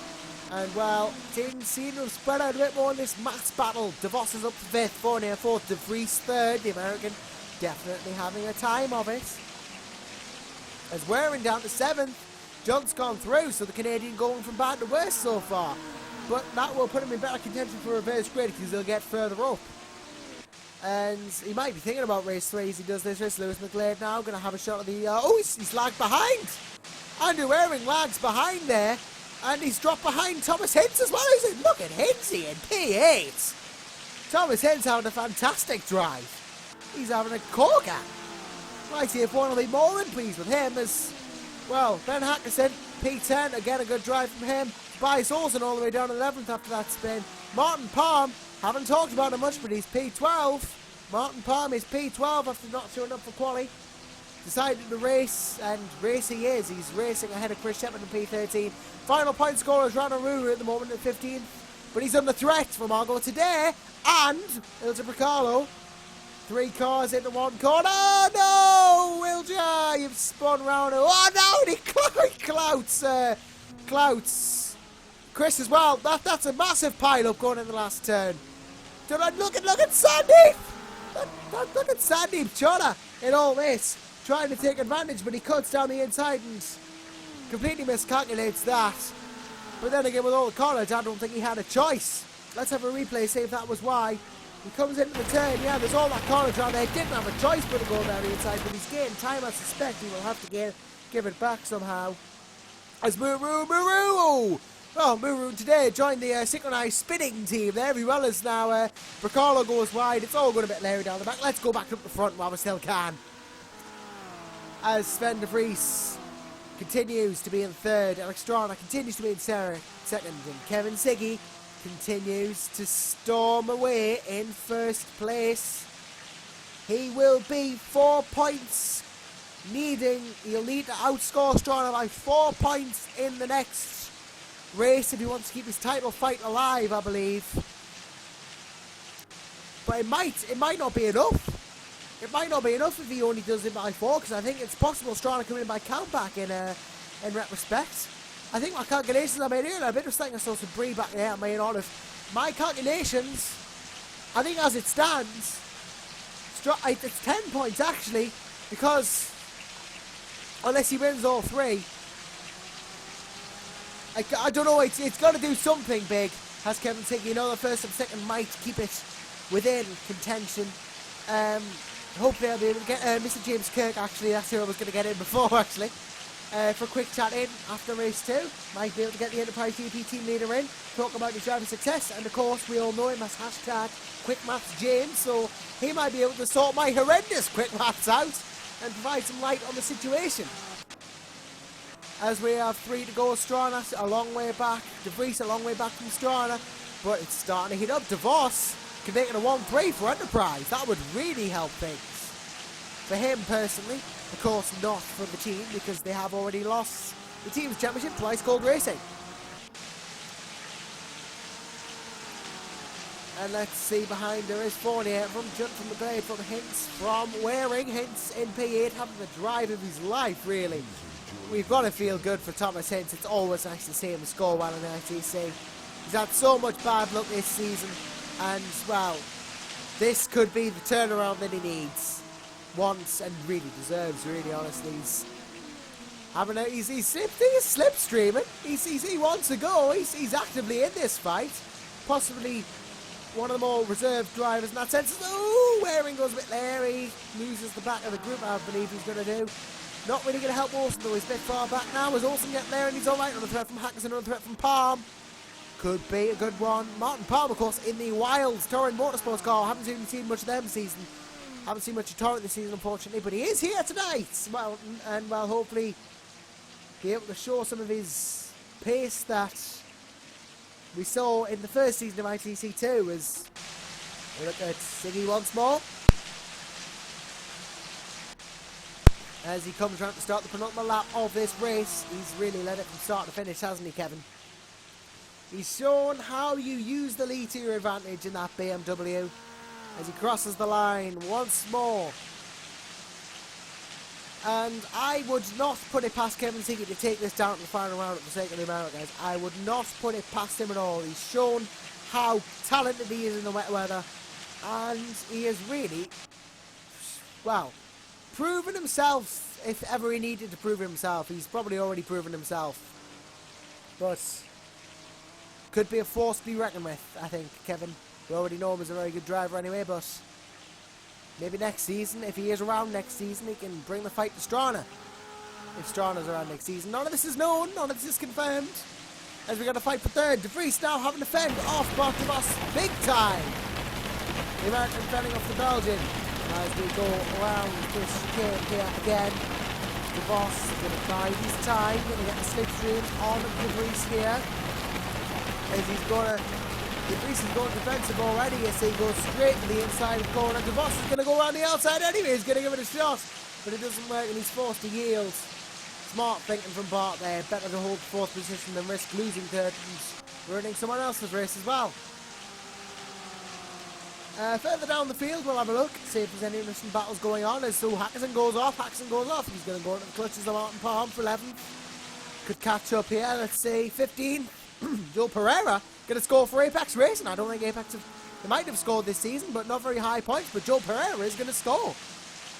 He is indeed. Hats off to him. Sandy Trotter down in 17th might have lost some of those places he gained earlier. Canapino versus, I think Canapino's actually lapped, yeah, he has lapped Mark Wicks there, unfortunately. As Canapino laps Wicks, and he's now on at the back of Ricardo, and Jordan are starting to get on the back of him. But back to the front now, Kevin Siggy, last lap. He's going to make it 2 for 2 at this rate. He is looking to make it 2 for 2, is Kevin Siggy, the Austrian. And, well, it would show just how well he has done this race. If he does, Eric Stranne, a comparatively mammoth 5.7 seconds behind. Eric Stranne has had a bit of a disappointment here, but he is potentially still in with a chance of taking the Drivers' Championship. He will start the next race ahead of Siggy, which will be key, because Siggy started from pole this time around. Stranne might be able to defend well enough to keep Siggy behind him. We will start ahead of Kevin Siggy, and we will start quite far down the field. So it's going to be lapping on getting past traffic is going to be the order of the day for these two. The last two in the title. And Hinsey's up to 6th. Go Hinsey, he's going to go for a top 5. He's striking it out with McGlade here for P5. P6, even though he's dropped down to 7th. But briefly 6th, Waring right behind him. This has got to be pressure, but Hinsey, I think, is not going to buckle. If he was going to buckle, he'd have buckled already. He deserves this 7th. Go on, Hinsey, son. As well, Kevin Siggy and Stranne continue to lead. I want to keep an eye on Sven de Vries, though. He's finding off Bart de Vos like there is no stopping, because there is no stopping when you're Sven de Vries and you have got to fend off. And oh, de Vos going to go around the outside. Very, very, very daring move here. Doesn't pay off, unfortunately. De Vries gets inside the corner. And look at Hinsey here. He's going to want to put himself in line for a good chance at a position. No, and 40 on the inside. Wow. Makes that worth it. Hinsey too. Bit of contact, but doesn't quite make it work. Unfortunately, as Kevin Siggy is going to do it again. He's going to do it again. As he comes around the last 2 corners past the Wall of Champions. Round the curb, and well, wouldn't have put it past him at the start. Didn't put it past him. Very, very impressive indeed. Hats off to you, Kevin Siggy. 2 for 2 in Canada. Takes the race win. It's going to be ahead of Eric Stranne in position number 2 of many. It's going to be Sven de Vries 3rd. Going to be Bart de Vos 4th. Both does 3 and 4. And it's a big fight for the cross the line. Who's going to be? It looks like it's going to be Waring. Andrew Waring has got 5th at the last possible moment. Wow, how'd that happen? Andrew Waring 5th, Thomas in 7th, McGlade 6th, Fournier 8th in the end of all that. Wow, Andrew at the very last minute up to 5th, and it's Olsen, John Haxenpalm, Shabbat Randamoda, and Joe Pereira 15th is going to score for Apex again if Randamoda doesn't get him. Who's it going to be? I think it is going to be Muru, unfortunately. No, robbed at the last minute was Pereira, but Randamoda rounds out the top 15 for race 2. And we have a Sam Jones. Hello there, hello there. Hello, Sam. I didn't notice you there, sorry. That's alright, I was only there for the last couple of laps and you did an excellent job, so I just thought I'd watch what really took place there, and that was an absolutely cracking race. It sounds like we've had a couple of great races so far tonight, and this weather is really spicing things up as well, so it looks like we've been in for a real treat, and I'm glad that I've been able to just get in for the final race. Oh, well, it has been fantastic, hasn't it, Sam? What's your view on on the proceedings so far, because I've been meaning to ask you, how have you found things so far? Because, of course, we now know Ice Cold Racing team's champions. Wow, congratulations to them then. That's a superlative effort by Ice Cold, and that's the second team's championship that they've actually picked up in GPV this year, isn't it? Of course, picking up the team's championship in Formula Challenge as well, and Eric Stranne has been absolutely fantastic at the head of the field, and Lewis McGlade has come on very strong this season, and he's currently holding a good 4th spot in the championship as well. I think the top 3 might be just a little bit too far of his grasp, but he's done a very good effort, so I'm really proud of him also. Yes, indeed, and I'm very pleased to welcome to the commentary booth now, Mr. James Kirk. Hello. Hello there. And wow, James, you've just seen Kevin Siggy, your own driver, take 2 wins out of 2 races. Surely that has to be satisfying as a team boss. Kevin is a glorious driver. I'm very pleased with him, and I think he's just out there for fun now to help Enterprise as much as he can, and obviously taking 2 wins in a row is going to be a personal highlight for him. I'm sure he's going to try and replicate Eric's triple win from Zolder now. Whether that'll happen or not, I don't know, but I think he'll be very happy with 2 wins anyway. We can hope, of course. And speaking of the Drivers' Championship, obviously Kevin no longer in it, unfortunately. I don't think Enterprise were in the running, but Ice Cold have been confirmed for Teams Champions anyway.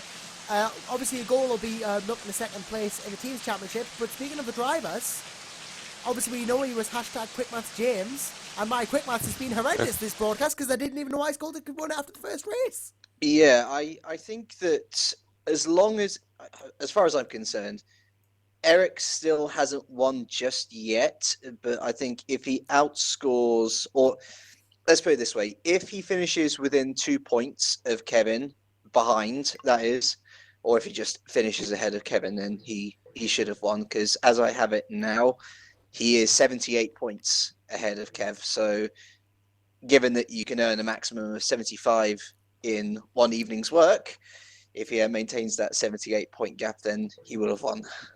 Well, I will very much take your word for it because I can't trust my own quick maths. 2 points he'll need to outscore him by. Thank you very much, James Kirk, for that. I think we're about to take over into warm-up for race 3 now, and we'll be learning the reverse grid number. No problems. Cheers for having me, by the way. Oh, it's an absolute pleasure to have people on the broadcast. Thank you very much for turning up. As obviously you're at university at the moment and we don't want to take too much time out of your life, so thanks very much for taking the time to join us. Cheers, and good broadcast, by the way. Really awesome. Thank 60 frames per second, guys. That's amazing. Yes, remember that. Watching 60, otherwise you're not getting the full viewing experience. User left your channel. So with that, we join ourselves into the warm-up for race 3, the reverse grid. Of course, I do believe it's 10 to 15. Might have been 10 to 15 last season, or it was 15 to 20, but there is a reverse grid. And we will learn who is on pole position for race 3 in what could be the decider, essentially. It truly could be. That is something to look forward to, and who knows what the weather's going to do in this next race also. Yes, because for the first time, it's a dry warm-up. It is a dry warm-up, so we may not have rain. Eric Stranne, not out of it yet, will need to outscore Kevin Siggy to keep his championship hopes alive. Obviously, we have Chris Williamson and Rob Mason, I believe, on race direction to help out with the standings and all that and keep us informed on who's doing what.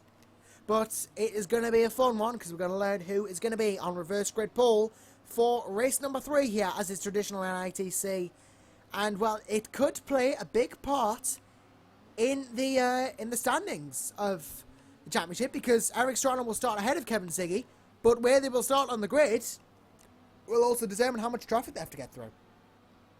Yeah, it really will do, because they'll have all the strongest guys around them, and it is something strange about ITC that although you'd think it's quite easy to overtake, sometimes if you're perhaps not been that good in the first couple of races, you can still get a good result in the final race when you're starting in the top 5. So don't count any of these guys out, and I think we're going to see some close battling throughout the field. Yes, and speaking of not counting guys out, we have our reverse grid number, and it's number 14. So that means Alex van der Woude is on pole. I don't think Alex van der Woude started from pole here at GPVWC before. I'm having trouble finding out, but he's certainly not up there in the championship, is he? Yeah, So Van der Wouder's not out in the championship shout, so he'll obviously want to be wary of Stranne and Siggy. But Van der Wouder will be very happy with the fact he's starting from pole. yeah, this is only his third round of the season, and of course, last time out in Italy, he did manage to pick up a 13th position. That's the only time he scored points. This is an excellent opportunity for him to, really put a lot of points in the bag for his little campaign that he's been briefly part of this year. Yep, and Eric Stranne, it sounds strange, but Stranne will be happy that it's a 14, because it means Siggy has more traffic to contend with. And he starts ahead of Siggy, remember? So if Stranne can get a good start, get past some traffic, if Siggy doesn't get a good start, Stranne might have the championship in the bag this race. Certainly that could be the case, and again, it's going to play down to the weather and really who can be the most aggressive. You'd think that Siggy's going to be really aggressive because he's going to have to go all out for it now. He's got nothing to lose and everything to gain by getting a good finish. So watch out for him in the midfield. That's going to be absolutely enthralling to watch. It will be very much balls to the walls for both of these two. It's going to be a corker to watch, I'm sure. As well, we got 2 minutes of warm-up to go before we actually start proceedings here. Sam, you haven't actually, you've been driving most of the season. You haven't been in the commentary box that much. This is obviously due to extenuating circumstances you are in the commentary box this time. But, how's your season been as a driver? Yeah, it struggled to begin with, and I think that pretty much reflected in my results.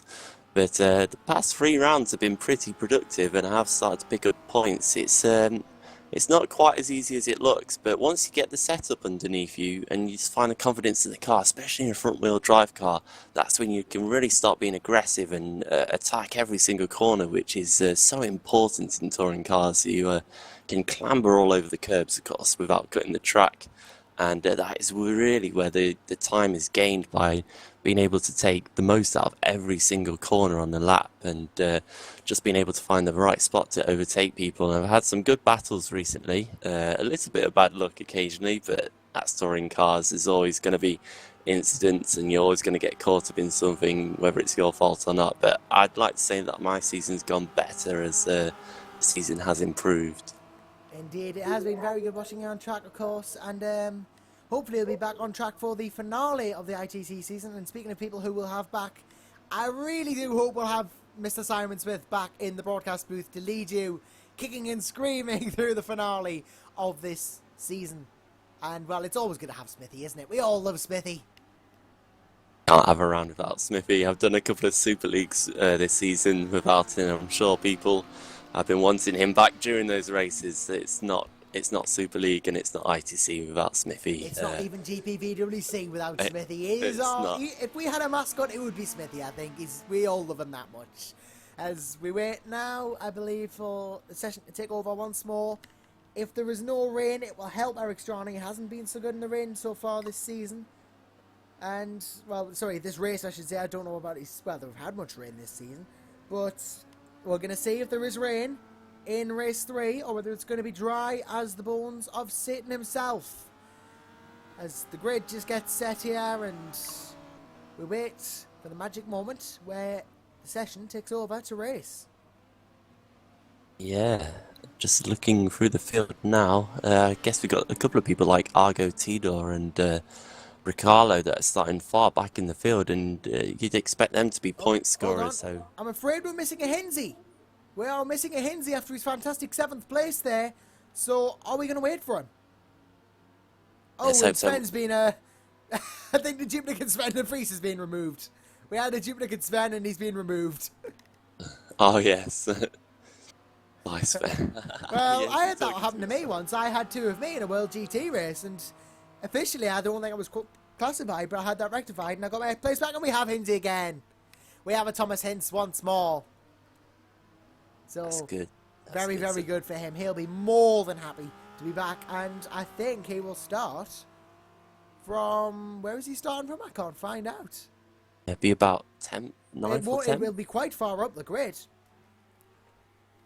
Because he was in that battle for 5th, 6th and 7th and 8th at the end, wasn't he? He was in that corker of a battle for those final points-paying positions. I saw that as well. That was quite incredible that Waring wasn't really...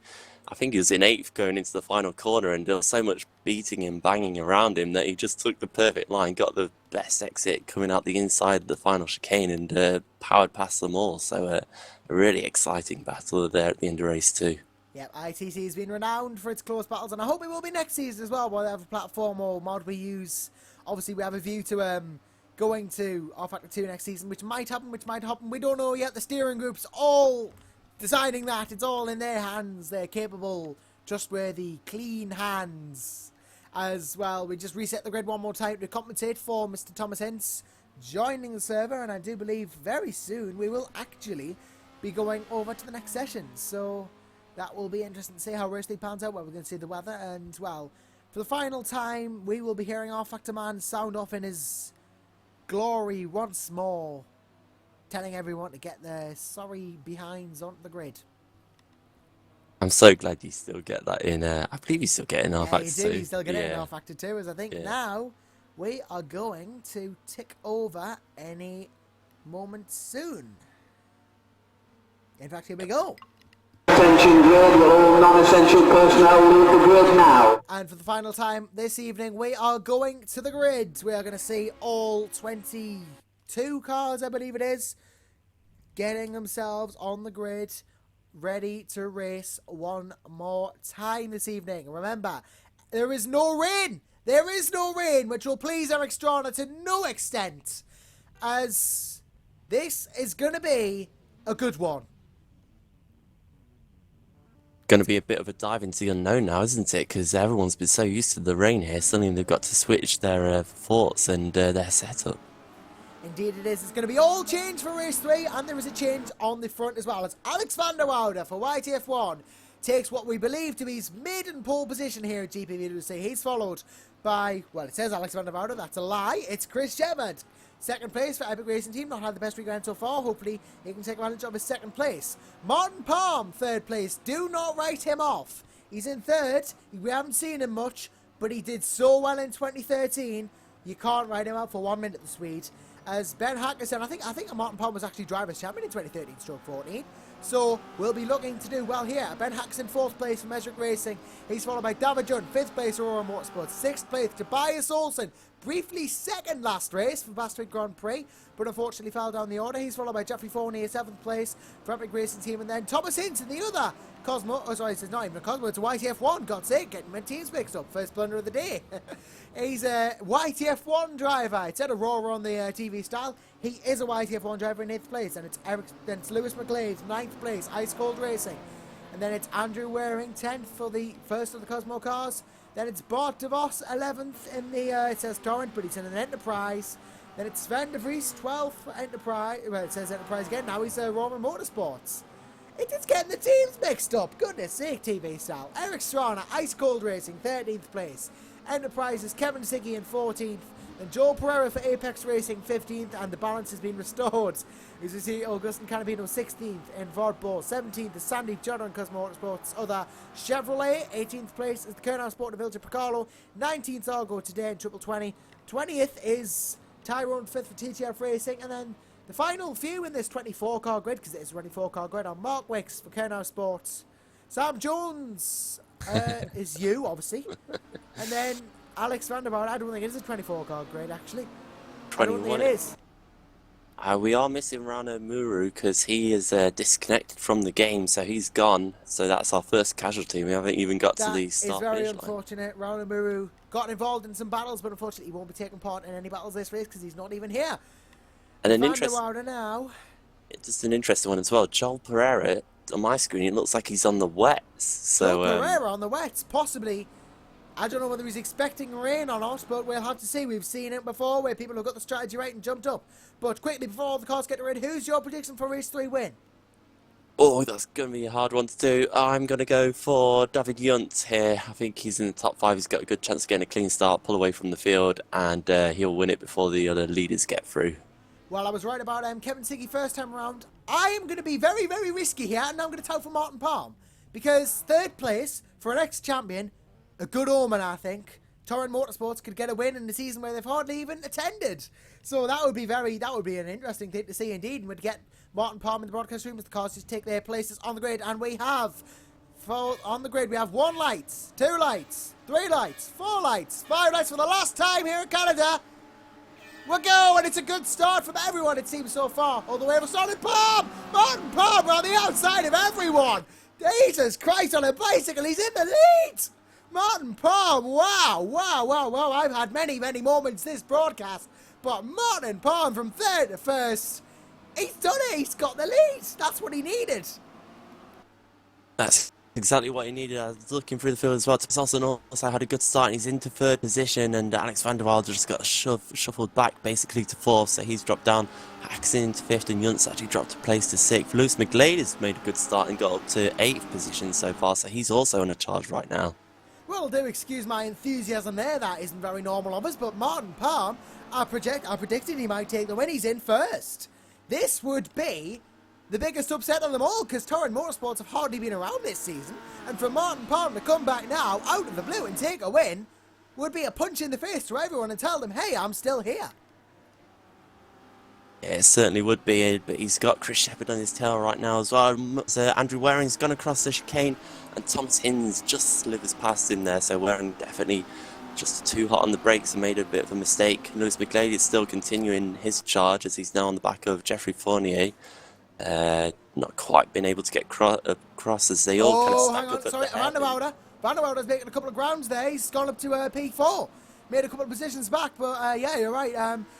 Fournier and McGlade had a bit of bad blood in race 1 after the incident, of course, which will obviously possibly not mention with Lewis if we're getting him into the booth, but yeah, that we won't be very happy with that. He'll want to get past Fournier as quick as possible on raw pace. I think he could do it, but Fournier's got the inside coming into this last chicane here to end the first lap, and Fournier keeps it.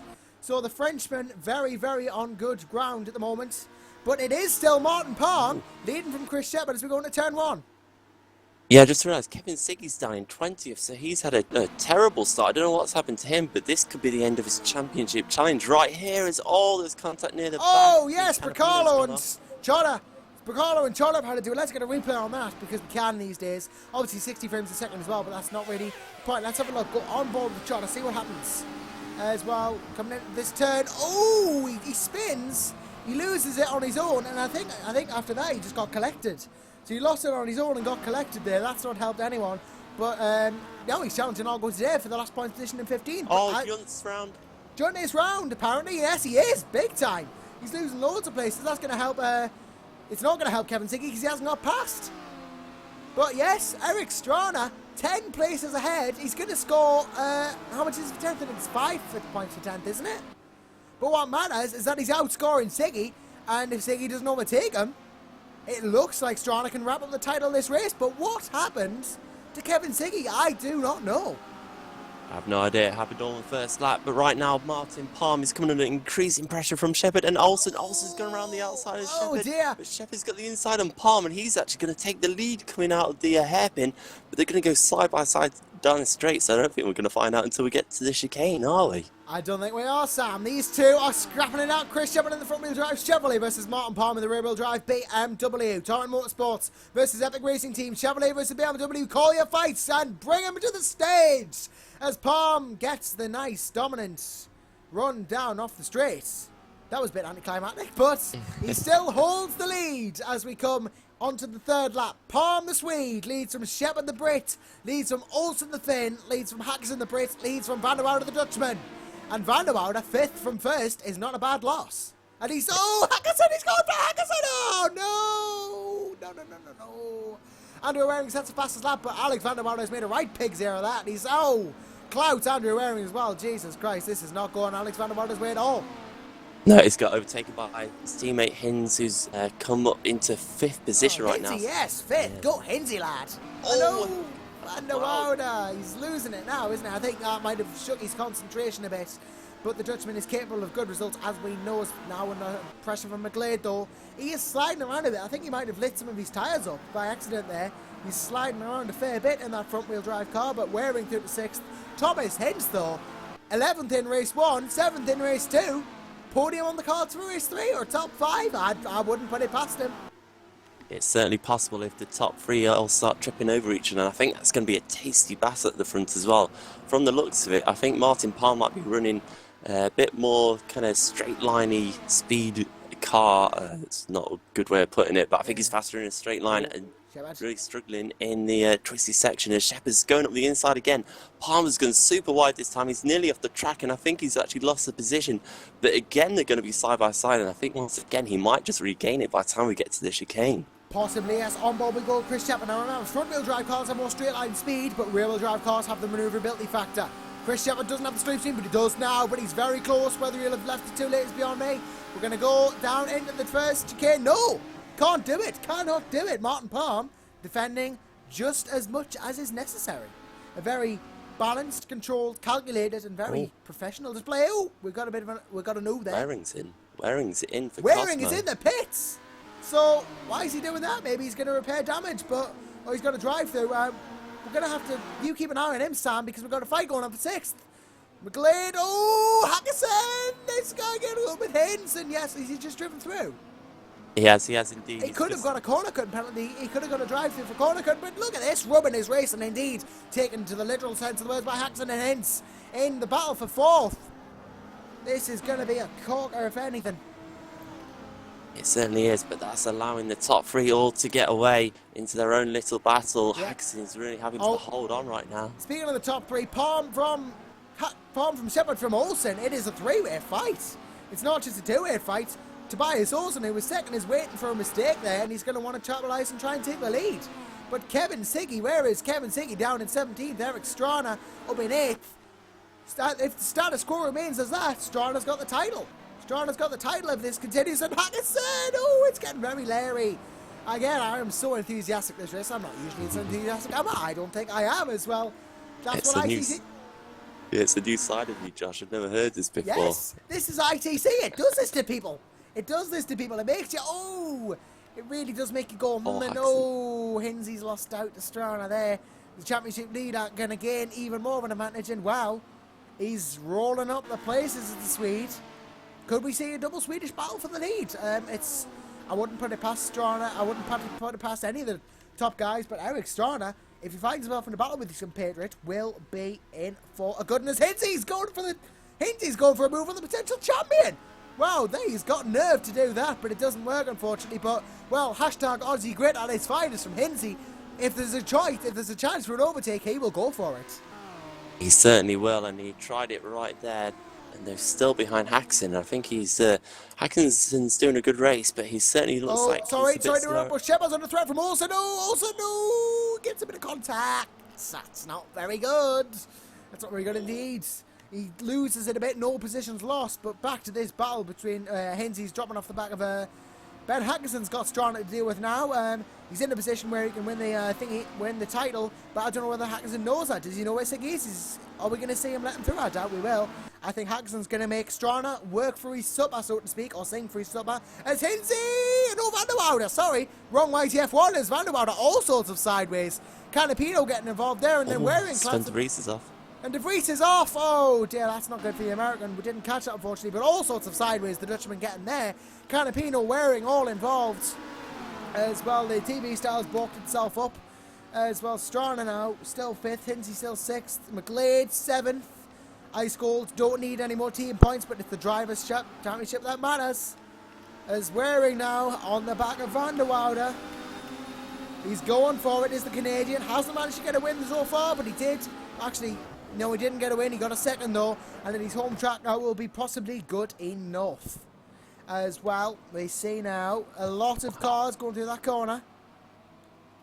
It seems to be the case, isn't it, that Van der Woude is holding quite a few guys up here as they start to make their way past him, I think. Oh, Shepard here having a sneaky peek up there inside of Palm, but I don't think he's got the leg room to do it so far. But I tell you what has got the leg room to work. Stranne's closing in on Hackerson, and Hinsey, because those two are battling, he's getting closer, still on 2 wheels, and clips the wall there. It's not... He has had a fair share of bad luck this season, Thomas Hinsey, but this is going to be his shining moment, I think. I think we will have to get him in the broadcast room to talk about his relative success, because he's not really won anything, but he's done very well, and that's what matters. It's the effort that counts, and we all do like to see Hinsey do well. Lewis McGlade now. Oh, look, Van der Woude has gone on the back of Waring. So maybe the Dutchman's race isn't all over yet. He's challenging the Canadian for 8th place. This could be a good one. We're just going to come up to half race distance now. He's going to lock up ahead. That might have been Hinsey actually, but let's have a look at McGlade, Van der Woude, Waring, etc. as we come through into another chicane. Just approaching it now. And who's going to get the inside advantage here? It's Waring still holding on. But this could be a fight we don't want to take our eyes off. It's Canapino. Canapino trying to get through Montefrisi here for 10th. That would be another good result for the Argentinian if he can get it. But don't think it's going to happen just yet. Might have another go. Might just have another go down into the next chicane. Lots of brake locking going on here at ITC. But then again, that is considered normal these days. We do see a lot of brake locking in ITC. Yeah, we certainly do. It doesn't seem to affect the cars too much. Oh, sorry. either. Palm's lost the lead. Palm's lost the lead. Shepard's through into the lead.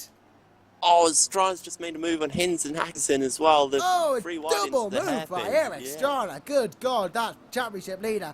Eric Stranne, hats off to you, buddy. You are certainly showing your stuff. Could a race win be on the cards? Well, Martin Palmer's going to have a major objection to that, isn't he? He's led this race so far from start to finish. Now he's been overtaken by Chris Shepard. He's going down the outside. This could go brilliantly, and he gets the... Oh, it's lasted his breakers into the last chicane. But Chris Shepard holds on, and Tobias Olsen right there as well. Wanting a bit of the action should he get the chance. That was important by Shepard there. He was able to hold on to it and just brake late enough and still make the apex of the corner as they now go line astern. And Olsen's actually going to have a look on the inside of Palm. Is he into the first corner? No. Oh! Look at that. Whoa! He's in the wall. That's Stranne who's just clowned. What's happened there? That's got to be a replay. We're going to see what happened. Why is Eric Stranne just careered off the track at 100 miles an hour? Let's see what happened here. As we go into turn 1. And he breaks and he breaks it. Oh, it was Hinsey! Oh, there's more contact. Hackison's in the wall as well now. Oh, dear. Hinsey clipped Stranne, I think.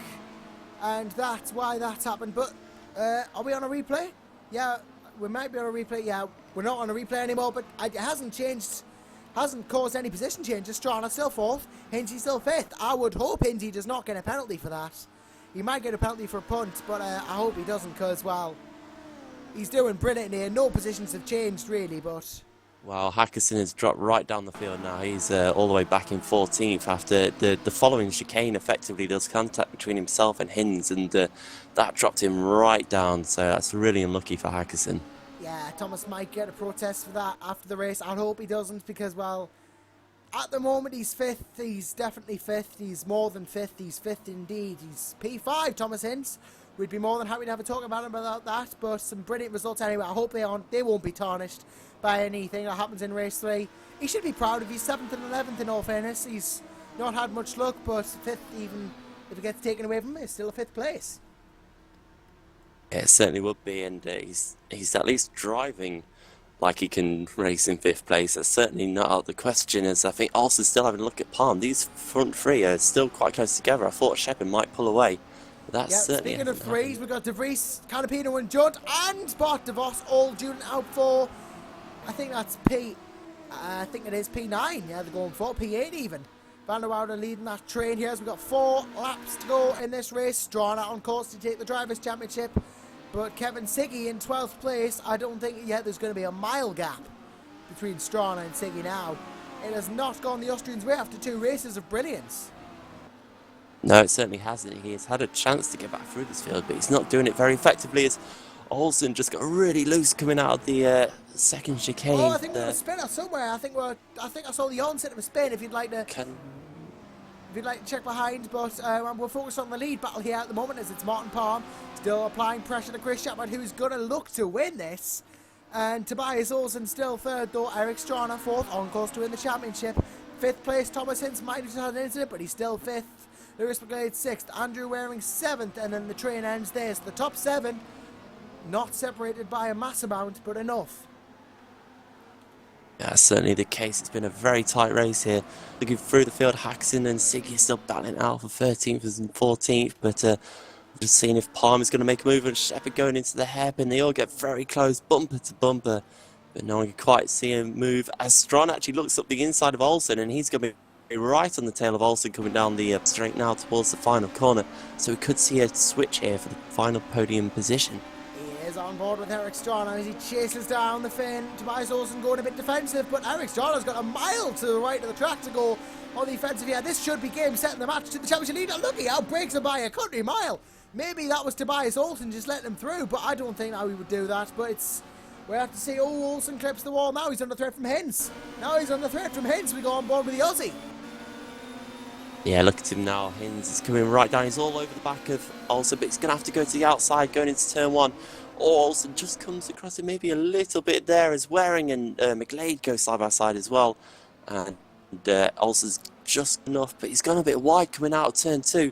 And Hinz has actually got the switchback. He's going to have the inside for the next chicane, but he's going to have to brake real late to be able to make a move here. And Olsen just brakes late enough to sweep in, shut the door, and take the corner.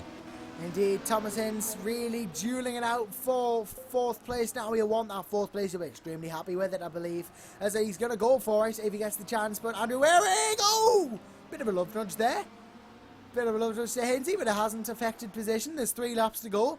Hopefully we will see the Aussie retain his 5th place. And, well, Lewis McGlade back there in case any havoc happens. He is there to capitalise. As Martin Palm is closed right back up again to Chris Shepard. Look at the gap. There isn't any much of it. And Martin Palm, he's still on course for a win as I predicted at the start, but he might not. Chris Shepard could take a surprise victory, having not really seen that much action this race as Palm. Where's he going to go? He outbreaks Shepard, tries to go around the outside, and well, no, the inside's going to be Shepard here. He's going to hope for a better exit, but it's going to be a case of last of the late breakers, I believe, going to the last chicane for the start of the penultimate lap, I do believe. Oh, lost track of the cameras there, sorry about that. Yeah, and Waring's actually just made a double pass as well to get up into 4th place past Hinzy and Olsen. Oh, so what a shot from Waring. Oh, yeah. Lead change potential here from Martin Palm. Is it going to happen? It is. It is. It is.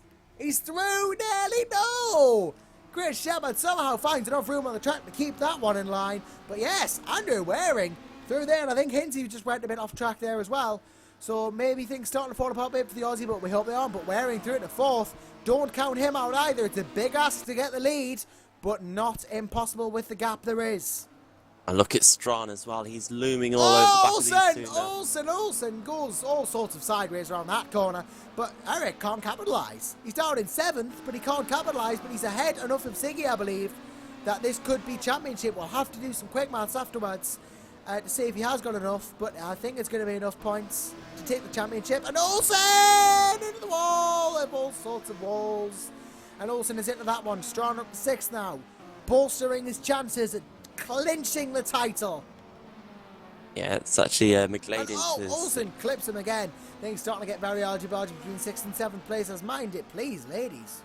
Yeah, that's actually, McGlade in 6th because Stranne is actually all over the lead too right now. So we've got a three-way battle for the winner of this race going through this. Is this the final lap or is this penultimate? It's the second to last. And yes, I am very sorry for mixing Eric Stranne up with Lewis McGlade. But, you know, worst things happen. It says the championship leader, turned championship leader, winner-elect, if you will, is wanting to... Oh, Palm is going for it. Bless his heart. He's got it as well. Martin Palm forces his way through on Chris Shepard to take the lead once more. But Eric Stranne is going to have a crackety whap of the whip at these two. He's going to be hungry for that win. And it might be, as I foretold, we may see a double Swede duke for the lead here in Canada. Might just happen if we get lucky as Palm. Nope, Shepard's through again. He's skip the chicane though by a mile, and he's going to have to give this position back, and this could allow Stranne up into 2nd as well, because here we go, coming down the pit straight, they're going to be 3 wide. 3 wide as we start the last lap of this race, and Palm's in the lead from Stranne, and then Shepard 3rd, and Waring goes wide in 4th, and they're all going, oh dear me. This is all sorts of mental, and it's back to Palm and Shepard. Stranne has dropped places. It's a 4-way scrap for the lead if you include Waring, who's willing to capitalise on mistakes. Yeah, he's right there, isn't he? And Shepard's all over the curb because he's been hit by Palm as well. And that's actually giving him a big gap, because this could be it for Shepard now. If he can just maintain this gap, he's surely got the win. But Palm isn't going to give it up, and Stranne's actually coming under attack from Waring as well. Waring's looking up the inside, he pushes Stranne out a little bit wide, takes the position. Waring out of nowhere is suddenly into third place. That's why I said don't discount him, eh? And Martin Palm's got a bit of work to do to get Chris Shepard now and defend for Waring and defend for the top 7. I don't know how this is going to turn out anymore. All bets are off here in Canada as we come into the closing stages of this lap. Chris Shepard, possible penalty for cutting that corner. We'll have to see. Robert Wiesenmaler got disqualified in 2018 for getting an advantage on the last corner on the last lap. Maybe Chris Shepard might get a penalty. We don't know. We'll have to see. It's all for the stewards to decide afterwards. But we can only take what we see at face value. Is Waring. Defending in Palm. No, dear me. Andrew Waring up to second through a mistake from Palm. The lead could be his if penalties allow, but we don't know how it's going to pan out. Chris Shepard for the moment has the lead. Does it come down the back straight? This has been a corker, Sam. It truly has been, and it's not over yet. Shepard's probably going to cross the line first, barring any incidents, but it's still all up for grabs for second position as Palm is now up the inside of Waring. Who's going to break the latest? It's Waring. He'll hold on and slot into second. Sorry, I'm going to cut you off this, Sam. It's going to be Chris Shepard who takes the win. It looks like if Andrew Waring doesn't catch him, no, it won't be, but what we're interested in is Eric Stranne, P4 and the ITC Drivers' Champion for 2015, with the gap he's got to Kevin Siggy. It's basically confirmed that Eric Stranne has done the double. He's 2014 Drivers' Champion, he's 2015 Drivers' Champion, and he will be as pleased as a bowl of punch at a party. That is truly epic for Stranne right there. Hinz came home in 5th, McGlade in 6th, Olsen in 7th, De Vries in 8th for Aurora, Canapino in 9th for Vodbull. Alex van der Waal actually eventually ended up in 10th for YTF1 after dropping down from pole position. Junt recovered to 11th after his spin. Bart de Vos and Kevin Siggy both at Enterprise were 12th and 13th, and that was the end of Siggy's championship challenge, where it all seemed to go wrong on the first lap. Not sure what happened, but it certainly seemed to take him right to the back of the field. Hackerson, also another casualty, ended up in 14th for Majoric in the end, and Jeffrey Fournier rounds out the points in 15th position for Epic Racing, who of course took the win here, barring any penalties for that skip across the chicane on the penultimate lap by Shepard. It's certainly an interesting one and debatable, but what's not debatable is Stranne has taken the championship, and what a drive to do it as well.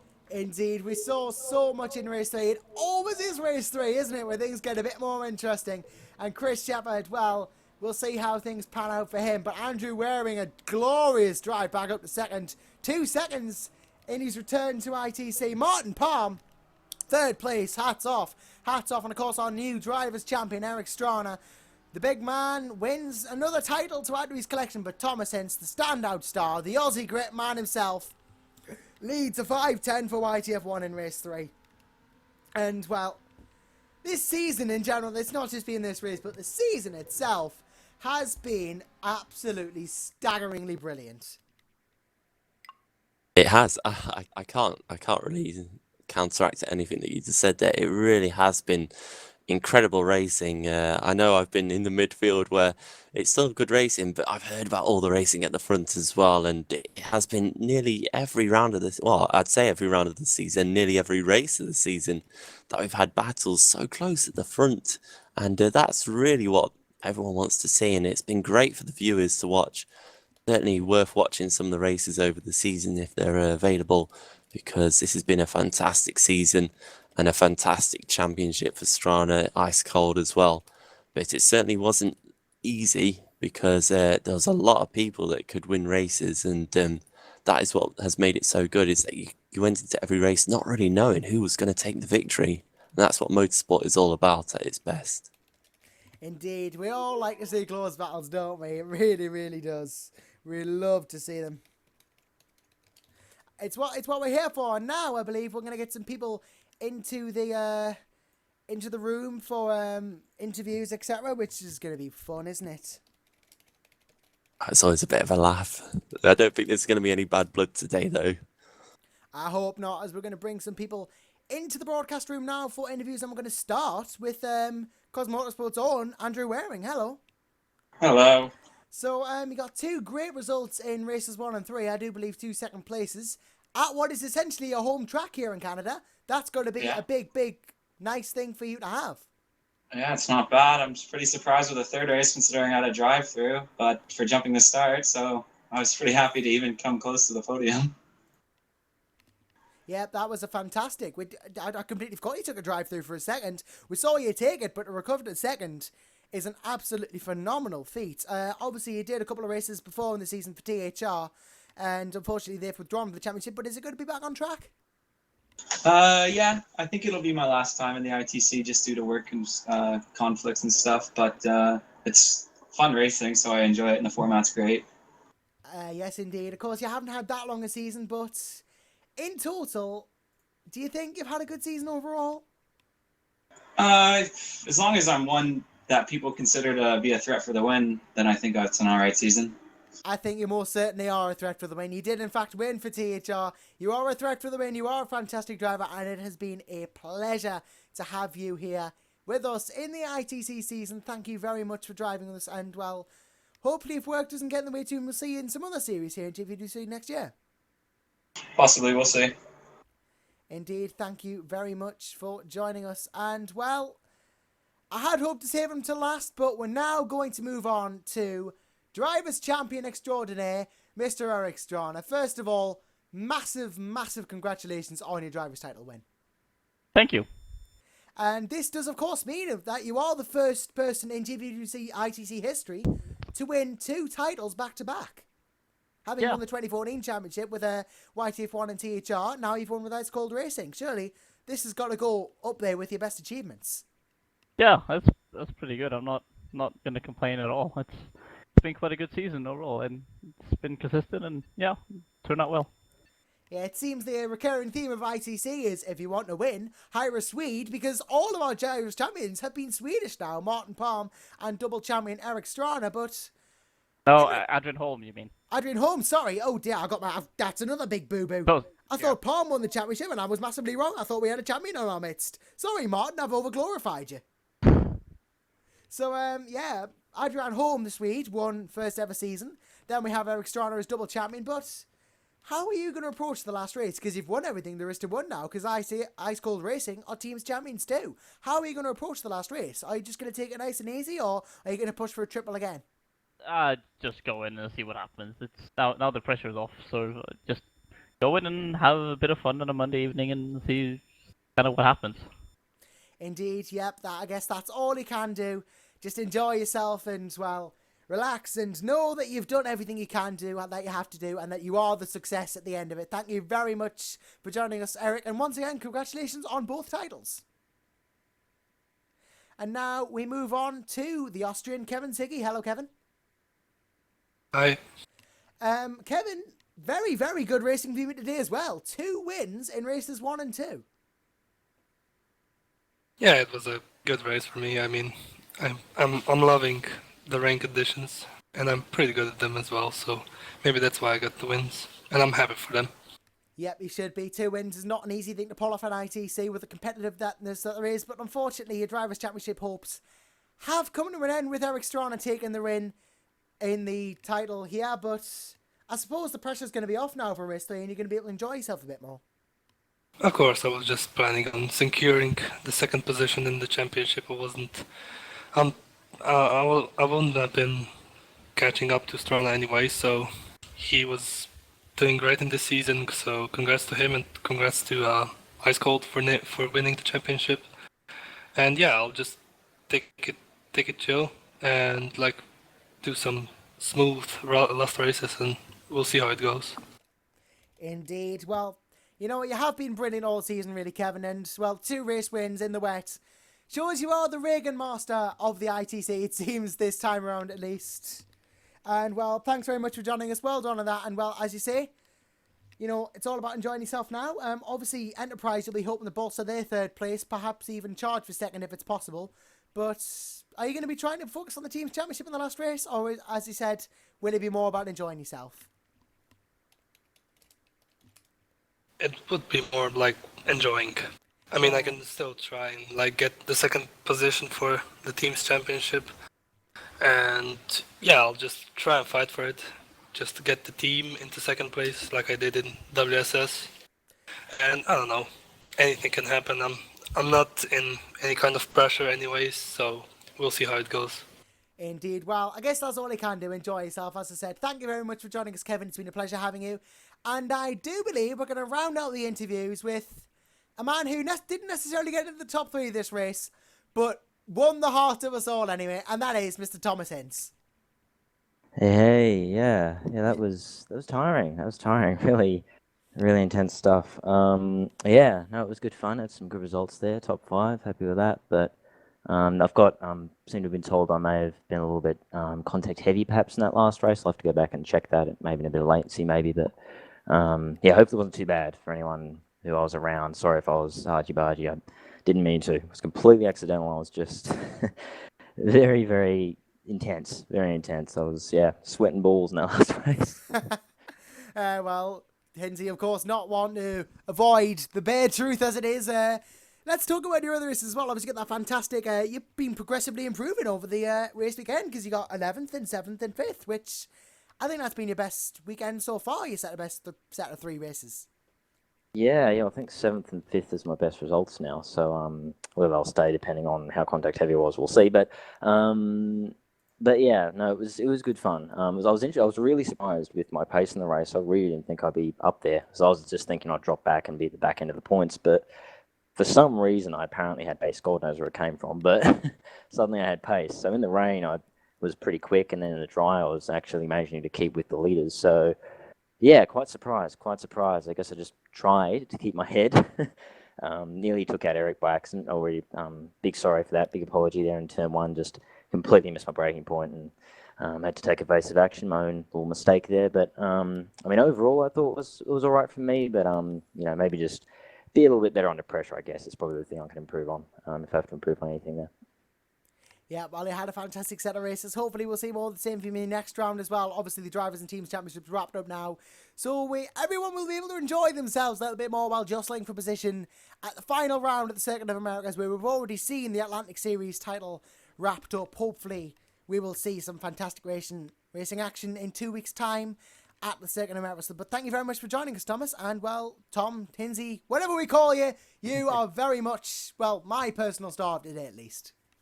Thanks, Josh. Thank you very much. And well done on the broadcast. Thank you very much. It's been a pleasure having you in the interview. So I think we're going to pretty much wrap it up with that. Any closing words before we start the closure, Sam?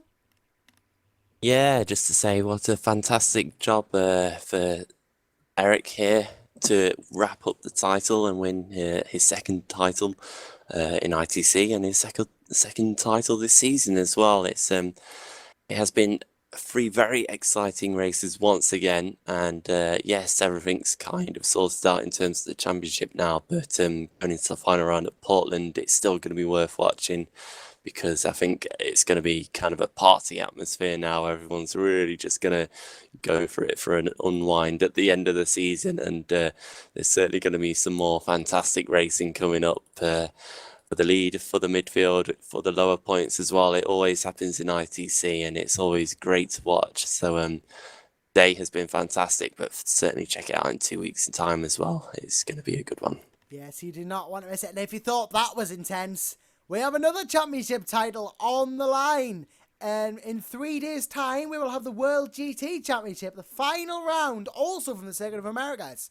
We'll see if Luis Felipe Capamajan can hang on to that title, which he currently has 95% of the way in the bag. It's pretty much his next championship rival, Thomas Jacobs, has to win to stand a chance of taking that. Of course, we'll be there in 3 days' time for the finale of that. And the week following, we have the usual action. We have the career ladder in Formula Challenge, Open Series, Super Cup and Super League on Tuesday, Wednesday and Thursday respectively. And then, of course, in 2 weeks' time, we have once more the final round of the ITC from Circuit of the Americas in Austin, Texas. So I'd just like to take these final closing few moments of the broadcast to thank my colleague, Sam Jones, for stepping in at the very, very hard time when he had technical issues. And thanks to all the drivers and all the viewers for joining us. And thanks to our race directors, Chris Williamson and Rob Mason as well. Couldn't have done it without you guys. And, well, from me, Joshua Anderson, I do wish you a very, very warm goodbye and hope we'll see you in 2 weeks for the last round of what has been a fantastic, fantastic season. in ITC. But for now, me and the brand new ITC Drivers Champion, Eric Stranne, and all of us wish you a very, very warm goodbye.